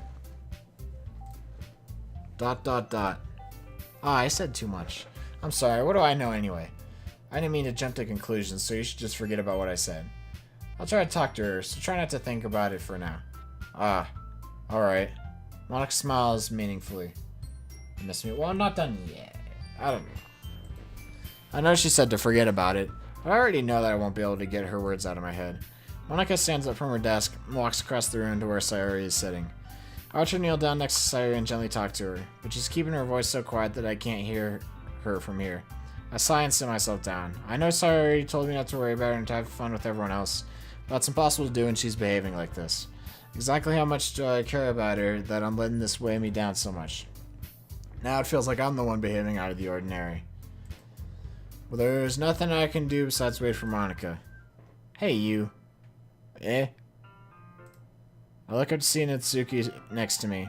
Are you just gonna sit there and keep staring at nothing? There isn't that much time, so... sorry. I didn't mean to make you worry or anything. It's not like I'm worried. I was just... Natsuki glances down at her side, just holding the volume of manga in her hand. That's right. Something just came up for a moment, but we can get started now. I'll make you wait any longer. Jeez. Now you're just making me feel like a jerk. If something's bothering you, you can just tell me to leave you alone and I will. I mean, assuming you didn't feel like talking about it or anything. Alright, so I guess I accidentally appealed to Natsuki on the freaking choosing the words thing. Not that it's a surprise. Nah, I'm probably making it seem like a bigger deal than it is. I've just been thinking about Sayori, that's all. Sayori? Thinking about her? Yeah, she was pretty down late today. She didn't want it to admit it to me. So I can't help but wonder if something happened to her. Oh. She's great. I like Sayori. Natsuki exhales. Well, first of all, you should really work on your phrasing. But anyway, you're her best friend, right? Yeah, I guess so. Yeah. Then in that case, I think you should trust her a little more. If she needed you, then you'd be the first person she'd go to, right? Well, I guess that's true. I mean, some people just have those days. You can't always avoid it. If anything, she probably doesn't want you to worry about her because it's not important. Yeah, that's kind of what she said to me. Maybe it's not right for me to go against her wishes. Exactly. If she needs you to worry about her, then it'll be a lot more obvious. Yeah. I should have thought of it that way from the start. Natsuki fiddles with the book she's holding in her hands. She really means a lot to you, doesn't she? Don't get the wrong idea or anything. We've just been friends for a long time. It's normal to be worried about your friends. I mean, you were worried about me, so... I was not. Jeez, fine then. Let's hurry and get started already. Yeah. I pulled the first volume of Parfait Girls out of my bag. That's fair, Onyo. Natsuki takes it from my hands and quickly turns it over, presumably to check for wrinkles. Hey, I'm not that careless.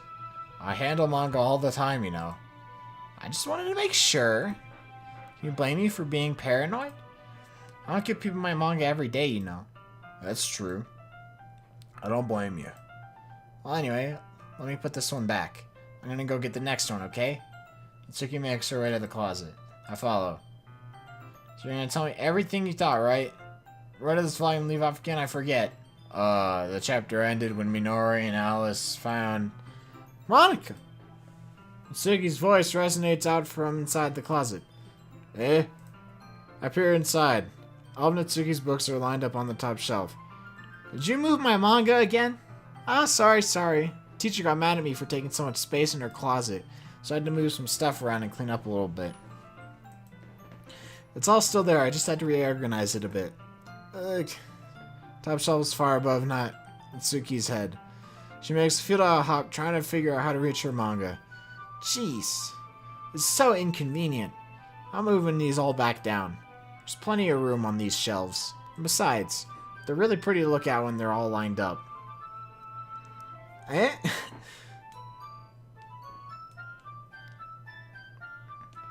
I'm gonna start doing that, Onyo. How about that? Why would you waste that on the top shelf? Natsuki. There's a stool on the wall there. In the closet, there's a collapsible stool that's hanging on the wall. If you want, I can reach up there and hand them to you. I can get them myself. Natsuki grabs the stool from the wall and unfolds it. Think I'm too short or something?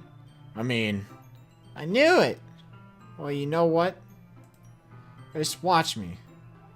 April, I mean, apparently you keep spoiling and stuff, so you should, like, not do that. Or you will be timeouted. Suki hops onto the stool, which ends up being a little wobbly because of its collapsible design. Careful. I know what I'm doing.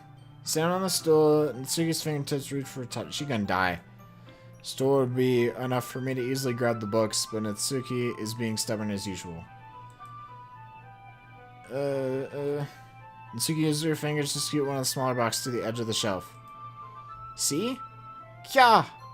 The box suddenly tips. Natsuki barely catches it before it falls to the floor. Stool wobbles.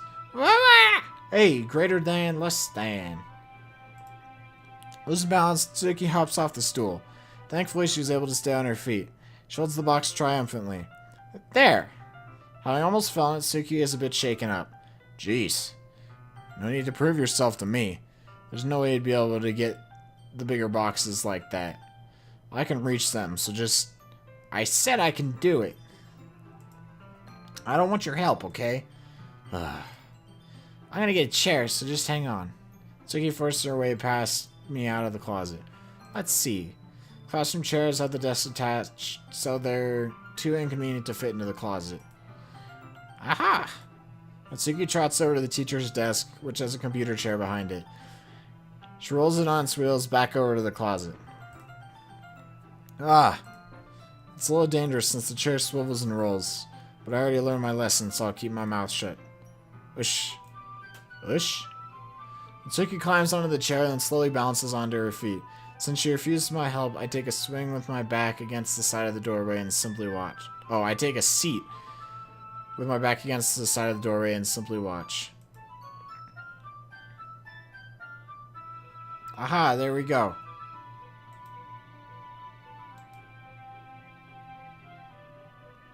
Cool. See, I can easily do it now. Natsuki grabs a stack of manga and bends down to put it on the shelf below. The other pictures weren't really that lewd. The chair swivels. Natsuki catches herself on the shelf. What are you doing? You at least hold the chair steady instead of sitting and doing nothing? Who was it who told me not to help? Yeah, I got you. Held the chair while Natsuki reaches back up. Dash! I can almost see up her skirt. Oh, boy. Good. I forced myself to turn away. Natsuki seriously didn't think this through. Pog Jim. When she realizes I'll be dead. Natsuki wraps her arms around the Parfait Girls box set, easily the largest one on the shelf. Heavy. Hey, Snuggly. I don't think I can bend down without falling. Hurry and take this one. But then I have to let go of the chair. That's fine. Just for a second. Hurry up. Alright. Let me just stand up. I slowly release my grip from the chair. What do you mean, stand up? Natsuki looks down at me. Why are you all the way back? Uh-oh. I'm freaking screwed. Natsuki looks like she just realized something, but she'll lose her balance if she moves. Natsuki, the box. What are you looking at? Greater than, less than. Dash. You're trying to look at my... Natsuki's legs shake. I'm not. I was just... Rock hard pillow to the face. Freaking pillows, dude. Freaking destroying us. Every time. Natsuki, don't try to move. Just give me the box. You perv. This always happens, dude. It happened every time. You set me up. Go away. Get out. But I'll do this myself. The chair suddenly swells beneath Natsuki's feet. Natsuki! Yeah! Scene turns to chaos in a split second. Chair flies from under Natsuki's feet. Frantically, I try to catch her. Box topples out of her hands and the books go flying. I got you. Fuck. Crash. Full force in Natsuki's body against me throws me to the ground. A whole bunch of books pelt me in the face. Natsuki tries to shield herself with her own arms as her face lands straight into my chest. Ugh. My right arm and my back seriously felt the impact. I know, right, Blaze? Slowly, Natsuki comes to her sentence. She presses her arms straight into me to prop herself up. Natsuki seems to realize it's not the floor that's beneath her. This is like that zoomed in thing again. Gross. Gah! A fist pounds into my chest. Natsuki then hoists herself to her feet. What were you thinking? Exclamation point pillow. You sicko! Everything okay over there? I heard a loud noise. Monica suddenly peers in. Monica! See what happens when you put the manga on the top shelf? God damn it, Monica! Are you trying to kill your club members or something? Foreshadowing? Monica gonna kill the club members. Jeez. Sorry. Oh, and one more thing. It seems like your most recent club member is a total pervert. So I hope you're happy. I didn't? Somehow it's impossible for me to explain this whole bizarre situation to Monica. Monica knew, dude. I want freaking Sayori. Heck, Natsuki, dude. I didn't do anything, I swear. I know, don't worry. Monica says that quietly to me. Looks like I'm off the hook. Oh, no. I look down. Tsuki's kneeling on the floor, holding up one of the books that are scattered all over. There's a large diagonal crease along the page that she's desperately trying to smooth out. Oh, no. It must have landed on the page. Tsuki tries a bit more to fix the crease, but she can't get it out. Suddenly, she gives up and slams the book shut, then throws it to the floor. Instead of continuing to yell, she just lowers her head. God damn it. She's crying. Natsuki, are you... No! Tsuki's voice squeaks. Dude, I freaking nailed the voice! I see tears on her face. I'll help get the crease out, okay? It's partially my fault, so... Tsuki shakes her head, still looking down. No, I don't even care that much. I'm just having a really bad day today. Tsuki sobs again. I didn't mean to take it out on you. I really didn't mean to.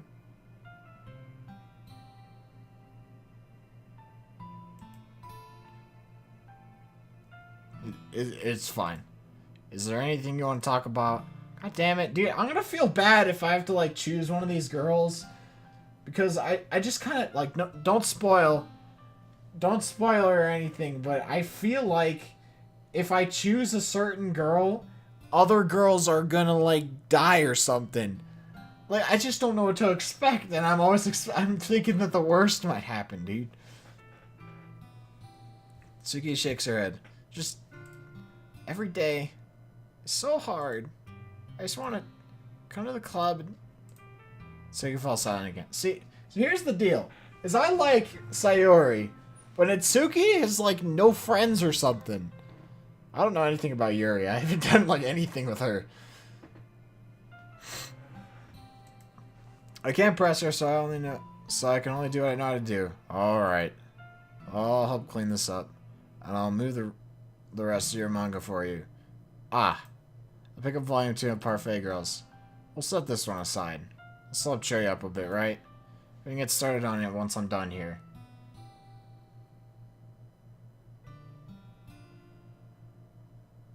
Small girls are cute. Yeah.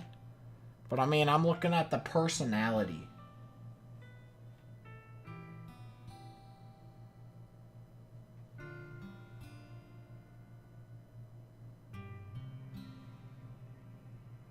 That's sucky. Oh, pranked. Tsuki looks up with her glossy eyes. Her lip quivers. You're really nice to me. That sounds really strange coming from Natsuki. I didn't expect it at all. Well, I'm just treating you like a friend, you know? Tsuki lowers her head and stifles another sob. I'm not sure what happened to her today, but being nice is the least I could do. The next couple minutes are silent between us as I begin gathering the scattered books. I make sure to slip them into the box in their correct order. After a little bit, Natsuki starts helping. It isn't long before we're done, and I hoist the box onto the shelf where Natsuki wanted to put it. Then I get on the stool and quickly finish moving the rest of her books from the top shelf. Alright. That should do it. I hop off the stool. Suki averts her gaze. Thanks. Ah ha ha ha. It's nothing. Suki's holding up the volume I set aside in her hands. Alright, I'm ready. Good. Even if you weren't, I'd make you anyway. You're taking responsibility for what you said. Wait, what did he say? Think about cheering me up? Oh, yeah. If you insist. Or if you insist. Whatever. Sit in the same spot as last time when I opened the second volume.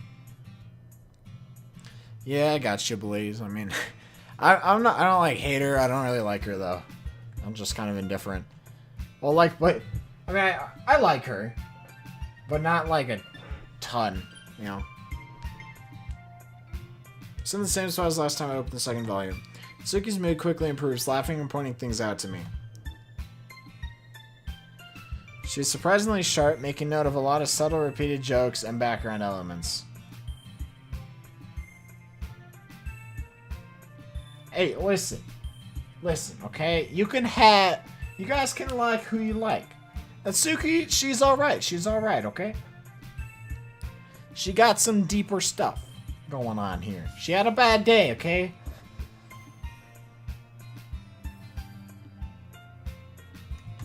In the end, I'm pretty impressed by how everything ties together in this manga. I guess Natsuki has good taste after all. After some time, Monica gets our attention as usual, and it's time to share poems again. Guess I'll be holding on to this for now. Yep. Even you sound more enthusiastic this time. Best girl Snuggly, I agree. Well, I'm starting to get into it, you know?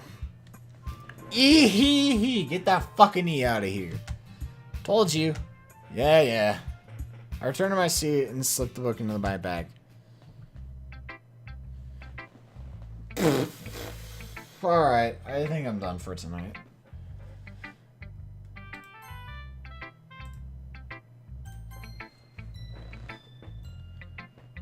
What's like...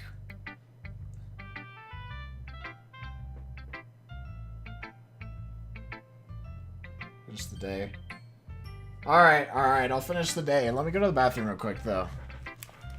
I drank a lot of water. I'll come back and I'll...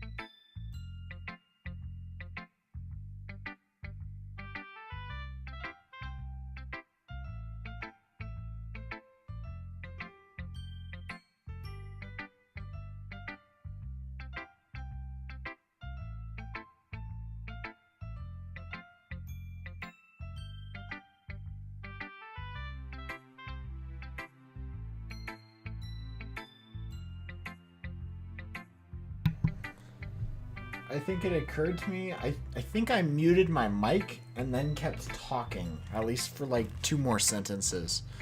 I think that is something I did.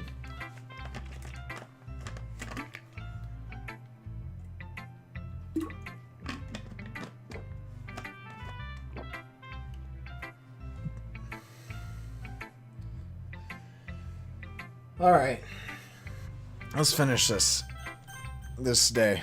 I want to go to bed, like, soon, though. Sayori. ... It's nice, I guess. Come on, I can already tell you don't like it. God damn it, dude. I screwed up. Well, you don't need to worry about what I think. After all, you wrote this for someone else, didn't you? Probably Natsuki. Eh? I didn't write this for anyone specifically. I don't want her to get the wrong... I like Sayori, dude. Maybe. That's not really what I meant, though. But it's okay. We're making new friends, just like I was hoping. That makes me really happy. And you're happy too, right? In this club? Well, of course I am. Good. That's all that matters to me. Thank you, Snuggly. Sayori.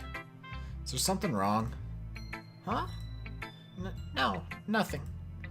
Just a little tired today. Yeah, sure. Alright. Just tell me if you need anything. I will. Don't worry about me, okay? You can go play with everyone else now. If you insist. Yay! I'm gonna go home a little bit early today. Sayori? Tell Monica I wasn't feeling well, okay? I'll see you tomorrow. If I can say anything else, Sayori cheerfully walks out of the classroom, humming to yourself. Wait, but I didn't get to read her poem.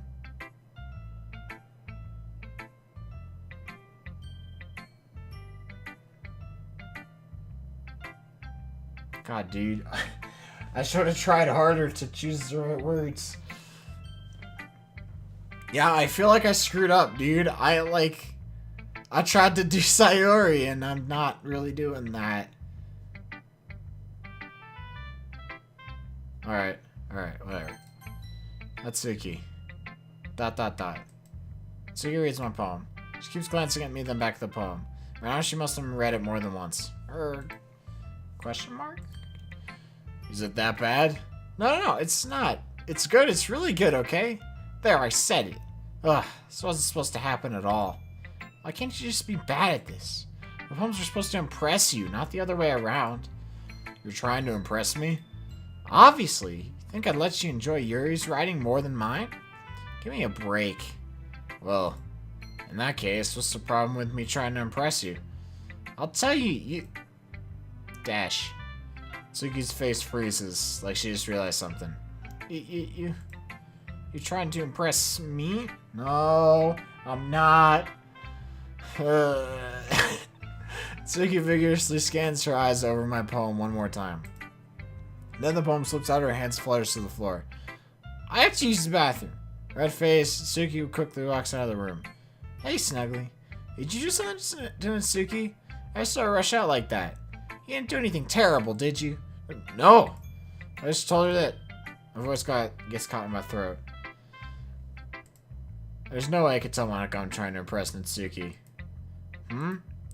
Monica sees the poem lying on the floor and swiftly picks it up. She reads through it, her smile not fading from her face. I see.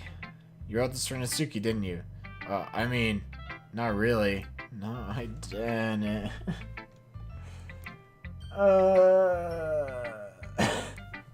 I didn't write it for Natsuki. God damn it, guys. I screwed up. I'm surprised you know her taste so well already. Are you sure you're not cheating, Snuggly? Cheating? What do you mean by that? Never mind, I'm just kidding. Nah, ha, ha. I didn't understand Monica's joke at all. Did she break the fourth wall again? Cheating as in looking up what words Natsuki likes? God damn it. I should have done that for Sayori. Freaking Monica breaking the fourth wall. Monica is literally God. Anyway, how do you think Natsuki feels about you? Oh, you don't need to answer that. It's just something for you to think about. Hey! Natsuki comes up and snatches the poem out of Monica's hands. Neither of us had noticed her re-enter the classroom. Did you read this, Monica? Of course, I liked it. Ugh. You should really stop reading things that aren't for you, you know. You have a bad habit of doing that. Eh? But Snuggly wrote this poem. And we're supposed to share with everyone, right? Tsuki freezes. She apparently forgot that my poem is technically for everyone to read. Okay, well, I think Snuggly's done sharing this poem with everyone. It's not like anyone would want to read this anyway. In fact, I'm just going to hold on to this. If you insist. What? Why are you looking at me like that? Like what? Never mind. Natsuki. I'll give you the poem, but that's still not very fair to Yuri. She hasn't gotten to read it yet. So what? Well, I guess Snuggly is right, Natsuki. It's not fair if you don't let everyone finish reading it. ... Fine. Natsuki returns my poem. It's not like she's gonna like it, though. Anyway, read my poem now. And no, I won't let you keep it. This is my only copy. Okay. I'll be your beach. Your mind is so full of thoughts and fears that diminished your wonder over the years. But today I have a special place, a beach for us to go. A shore reaching beyond your sight, a sea that sparkles with brilliant light. The walls in your mind will melt away before the sunny glow. I'll be the beach that washes your worries away. I'll be the beach that you daydream about each day. I'll be the beach that makes your heart leap in a way you thought had left you long ago. I'll bury your heavy thoughts in a pile of sand, bathe in sunbeams and hold my hand. Wash your insecurities in the salty sea and let me see you shine. Let's leave your memories in a footprint trail, set you free in my windy sail, and remember the reasons you're wonderful when you press your lips to mine. I'll be the beach that washes your worries away. I'll be the beach that you daydream about each day. I'll be the beach that makes your heart leap in a way you thought had left you long ago. But if you let me by your side, your own beach, your own escape, you learn to love yourself again. Cool. Yeah. I felt like I kept writing about negative things, so I wanted to write something with a nice message for once. Besides, the beach is awesome.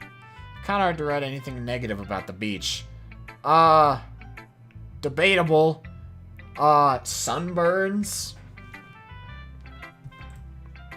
So you decided to write the beach first, then came up with the message later?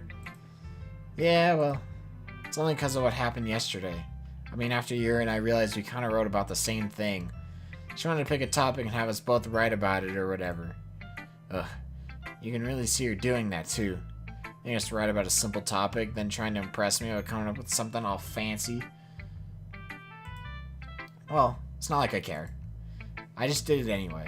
I mean, I guess mine ended up being kind of metaphorical, too.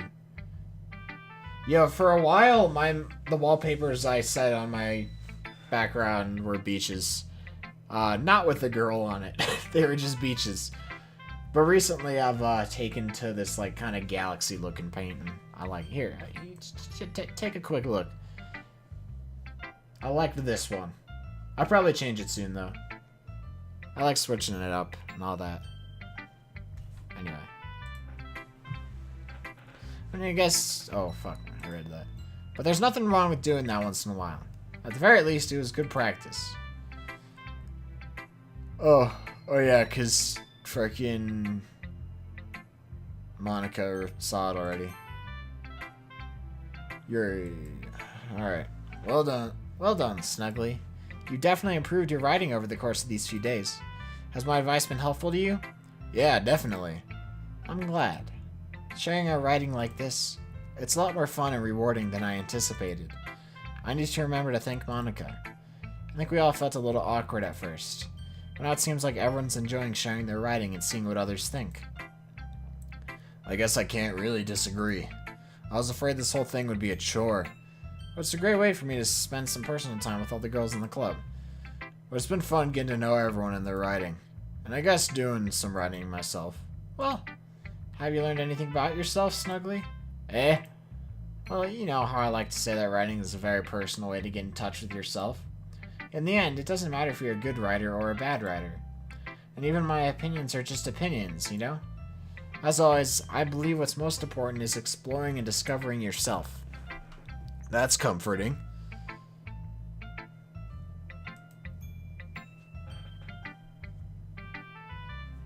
Maybe you could try to create a club, O'Neil. Maybe. I don't know. I don't know how much work that would be, but maybe. I'm kind of afraid of disappointing you in some way or another. Yeah? Why me? Well, you're always sophisticated with your writing and have the most advice to share. Is that so? You already thinks for a good minute. That must be terrible. Eh? For me to have become someone whose opinion is fearsome? How unlikable of me. Yuri. It's not as bad as you're making it sound in your head. I just meant that I respect your opinion. I see. I'm sorry I always overthink and come to these sorts of conclusions. Yeah, I got you, O'Neil. I got you. Watching streams is a grueling task. I'm just a little too used to it. Overthinking? Being disliked? Yuri. What? What am I saying? Why would you dislike her? She's not, like, bad. I'm sorry, I didn't mean to bring that up. Let's move on. Alright. Do you want to share your poem now? Okay. Here. Okay, I have a hard time reading this. Give me a moment. Beach. A marvel millions of years in the making, where the womb of Earth chaotically meets the surface. Under a clear blue sky, an expanse of bliss, but beneath gray rolling clouds, an endless enigma. The easiest world to get lost in is one where everything can be found.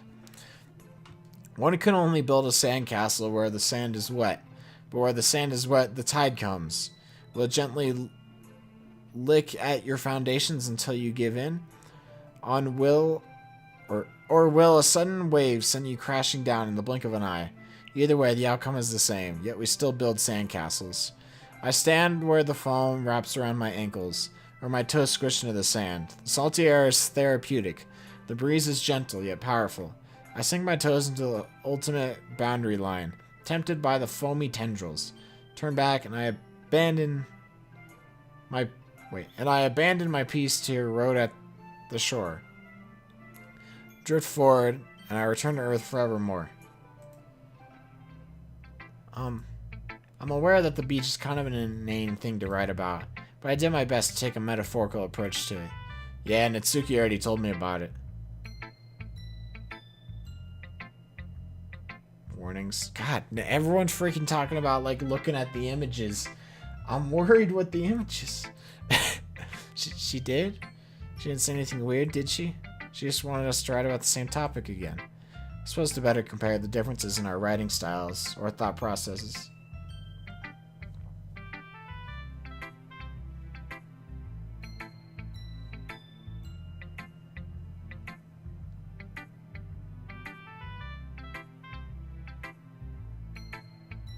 Oh boy.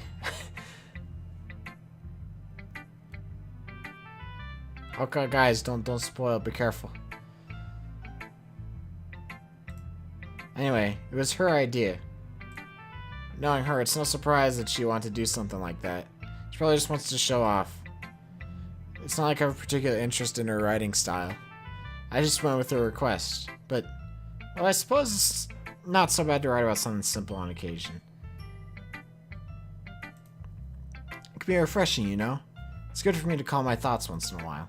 Yeah, I think I agree. Thanks for sharing. So I'm like, here, the reason I'm so anxious is because if something's gonna happen, no matter how bad it might be, this is so cheerful so far, for the most part. I mean, it's like a normal visual novel, and then something's gonna happen, and then I'm gonna be like, oh, okay, like, okay, whatever. Okay, you three. We're all done sharing poems, right? Why don't we start figuring out... Hold on a second. Is it just me, or did you say something strange just now? Eh? Something did sound a bit unusual. That's right. You deviated from your usual catchphrase when addressing the club. Catchphrase? I don't have a catchphrase. Jeez. Why is the mood so weird today? Look, even Yuri isn't immune to it. Russian. Makes sense. Stagnating air is common foreshadowing that something terrible is about to happen.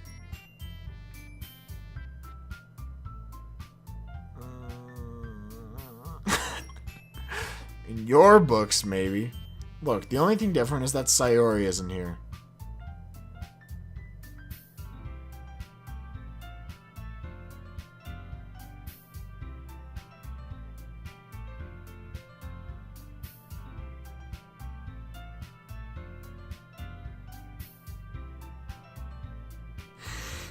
Ah, seems you're right. Sayori always helps lighten the mood a little bit, doesn't she? It's almost like everyone's balance is thrown off a little when she's not around. Where the heck did she run off to? Peck. I thought she just went to pee. Tsuki, please show some decency. Oh, come on. She actually wasn't feeling too well and went home early. Is that so? I hope she's alright. Seriously? Of all the times to not go home with her, you pick the time she's not feeling well? So much for you two being all lovey-dovey. Ah, no. First of all, stop misunderstanding my friendship with Sayori. And second, she's kind of been avoiding me today, so I didn't want to force it. Huh? Who? That curious expression coming from Yuri, of all people, in italics.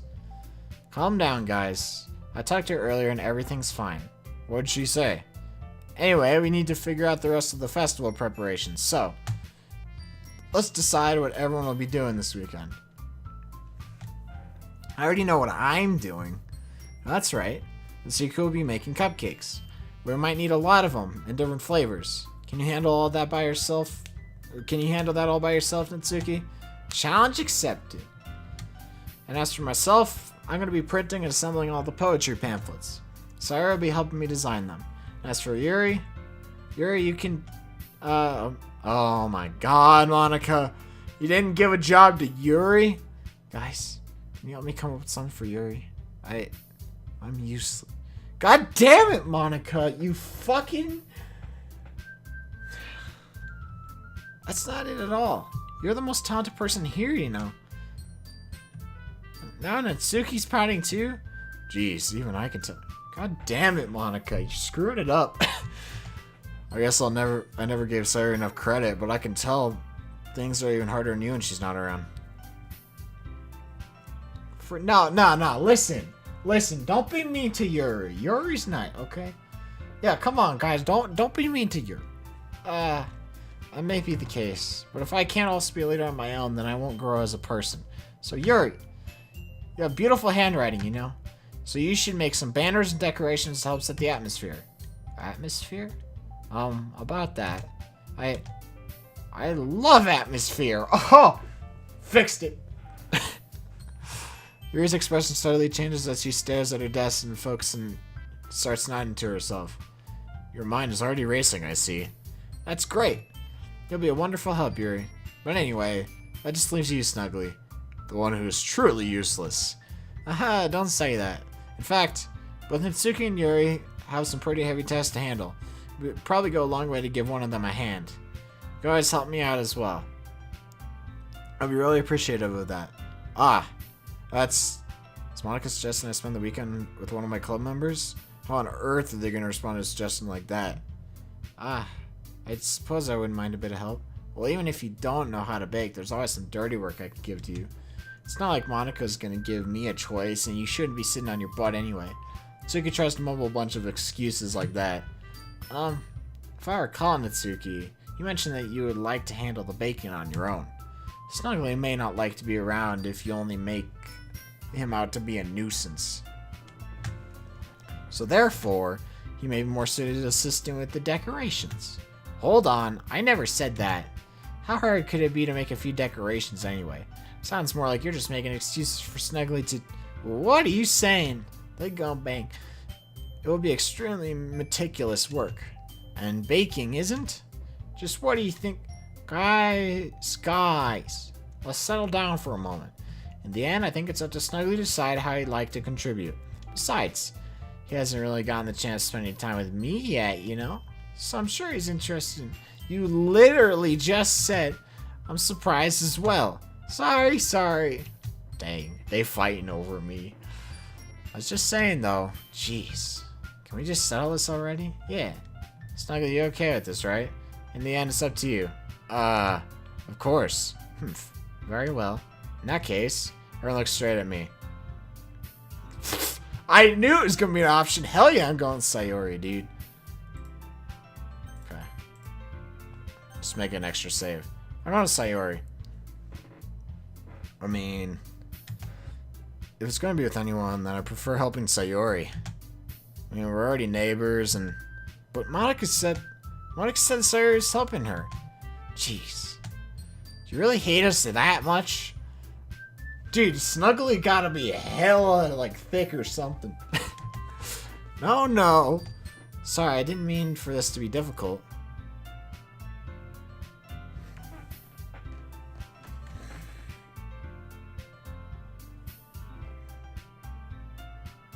fuck this game, dude.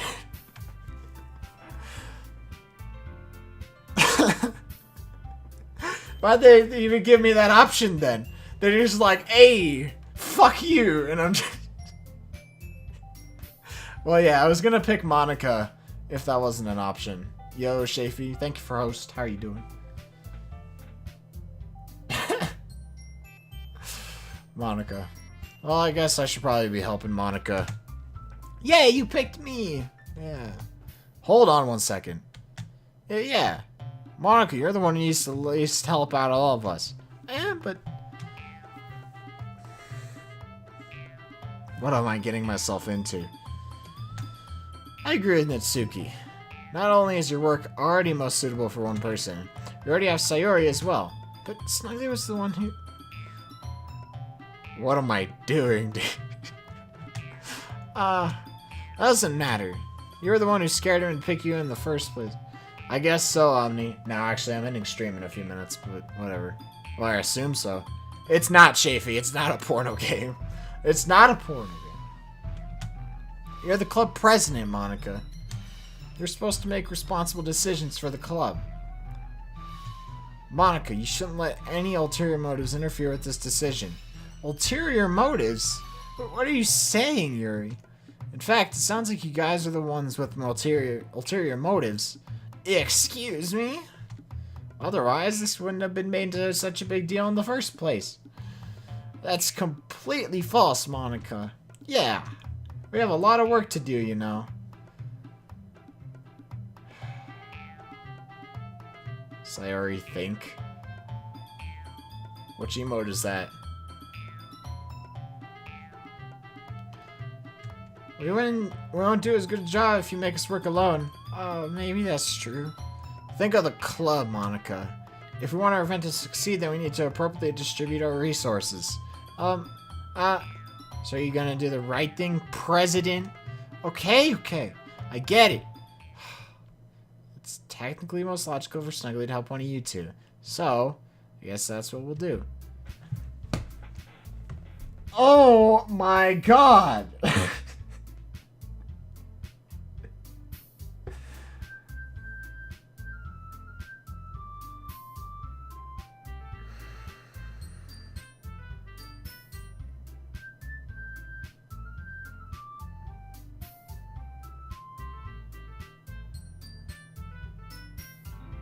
Yeah, where's the no button? Can I just, like, god damn it, dude. Why do I have to?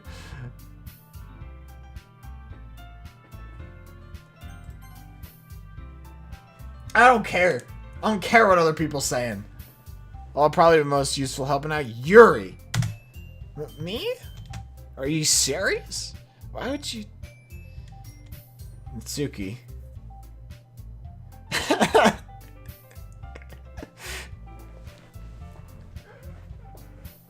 Nice wrong decision. Listen, okay, here's the dealio. I like Sayori. Sayori's the... I like Sayori, okay?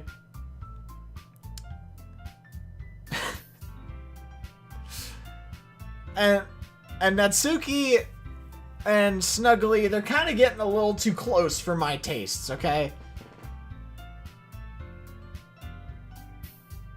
So, I wanna like not go down that path. I wanna pick Yuri.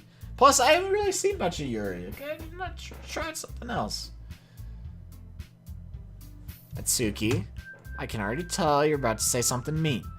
No, I was just saying. Ugh. So you'll be helping Yuri then, Snuggly? Yeah, yeah. That's what I'm gonna do. I'm glad. I have a bad habit of overthinking these sorts of things, so I think your assistance will be very useful. That's great to hear.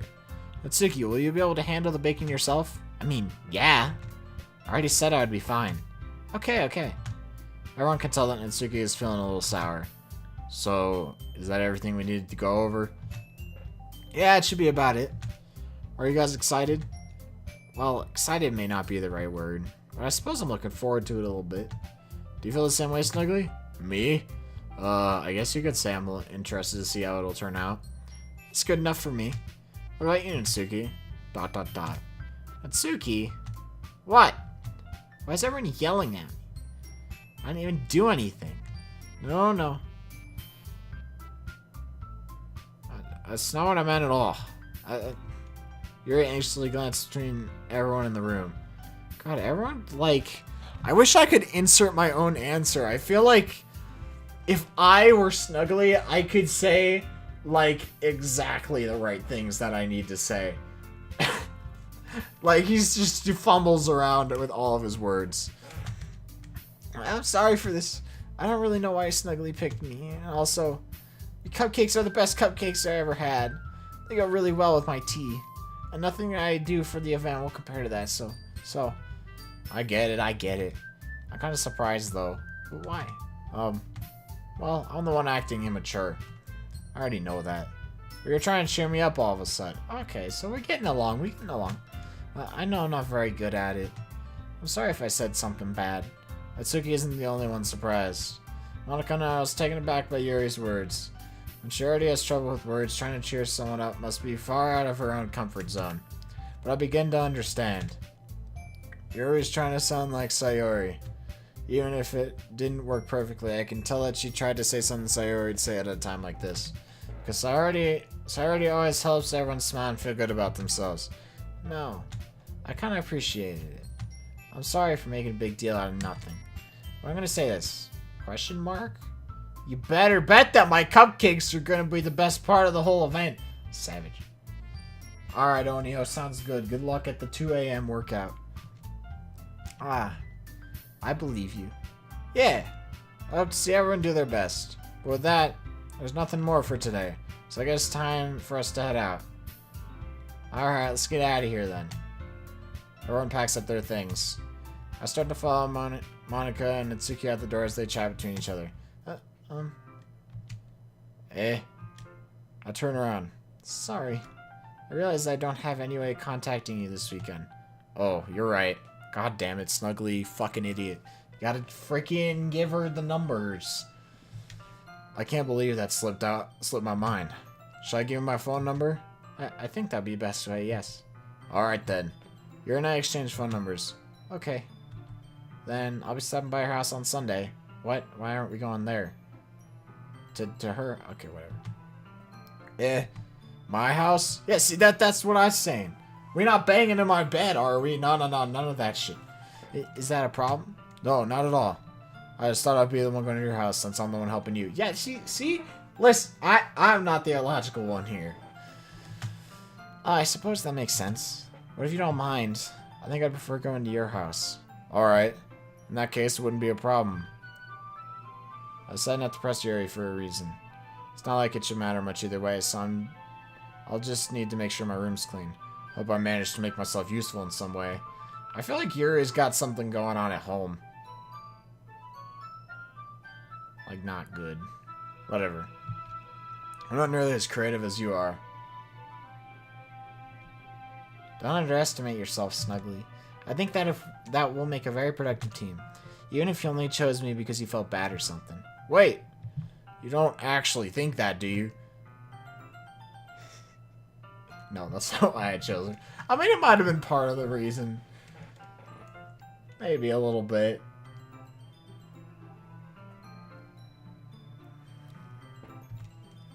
I don't know. It's difficult to come up with any other reason you may have chosen me. You're forgetting the one reason with the most common sense. I chose to help you because that's what I want to do. I don't know, man. That doesn't make much sense to me. So my lips, like, kind of chapped.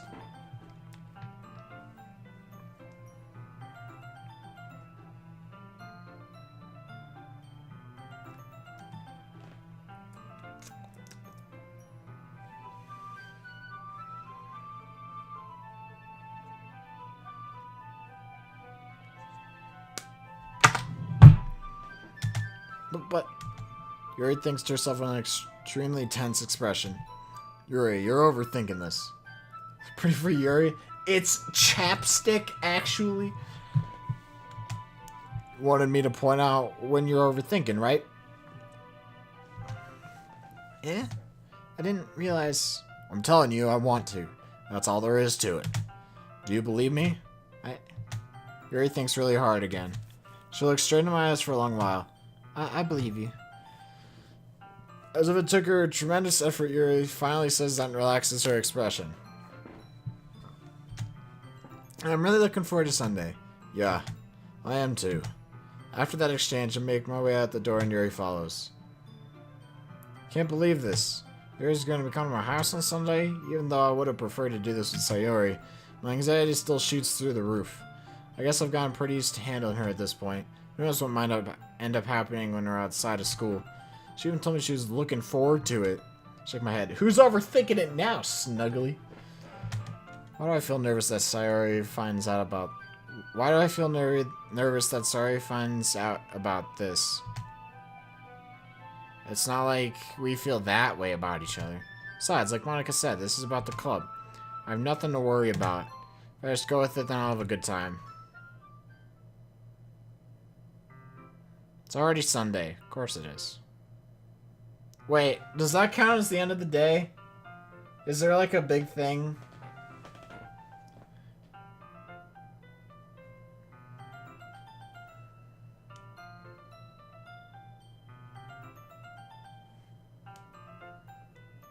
Technically, I mean, like, how much...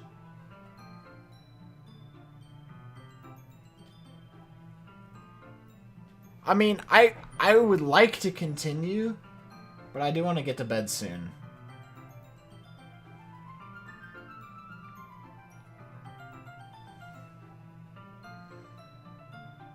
How long is this section gonna take? Like, this next one right here.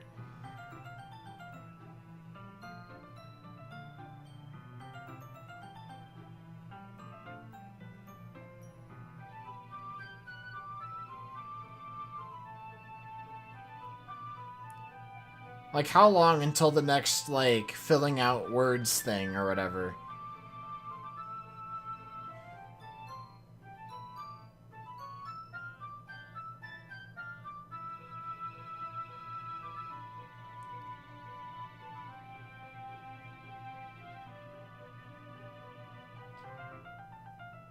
No, I'm not helping my parents, I'm helping my grandparents. Meme ruined, it's okay, man.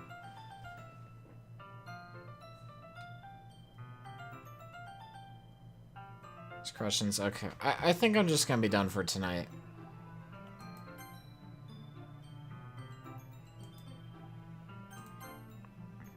Sorry, like, I want to keep going, but... Yeah, okay, I got you. I'm sorry. I think I'm just gonna be done for tonight.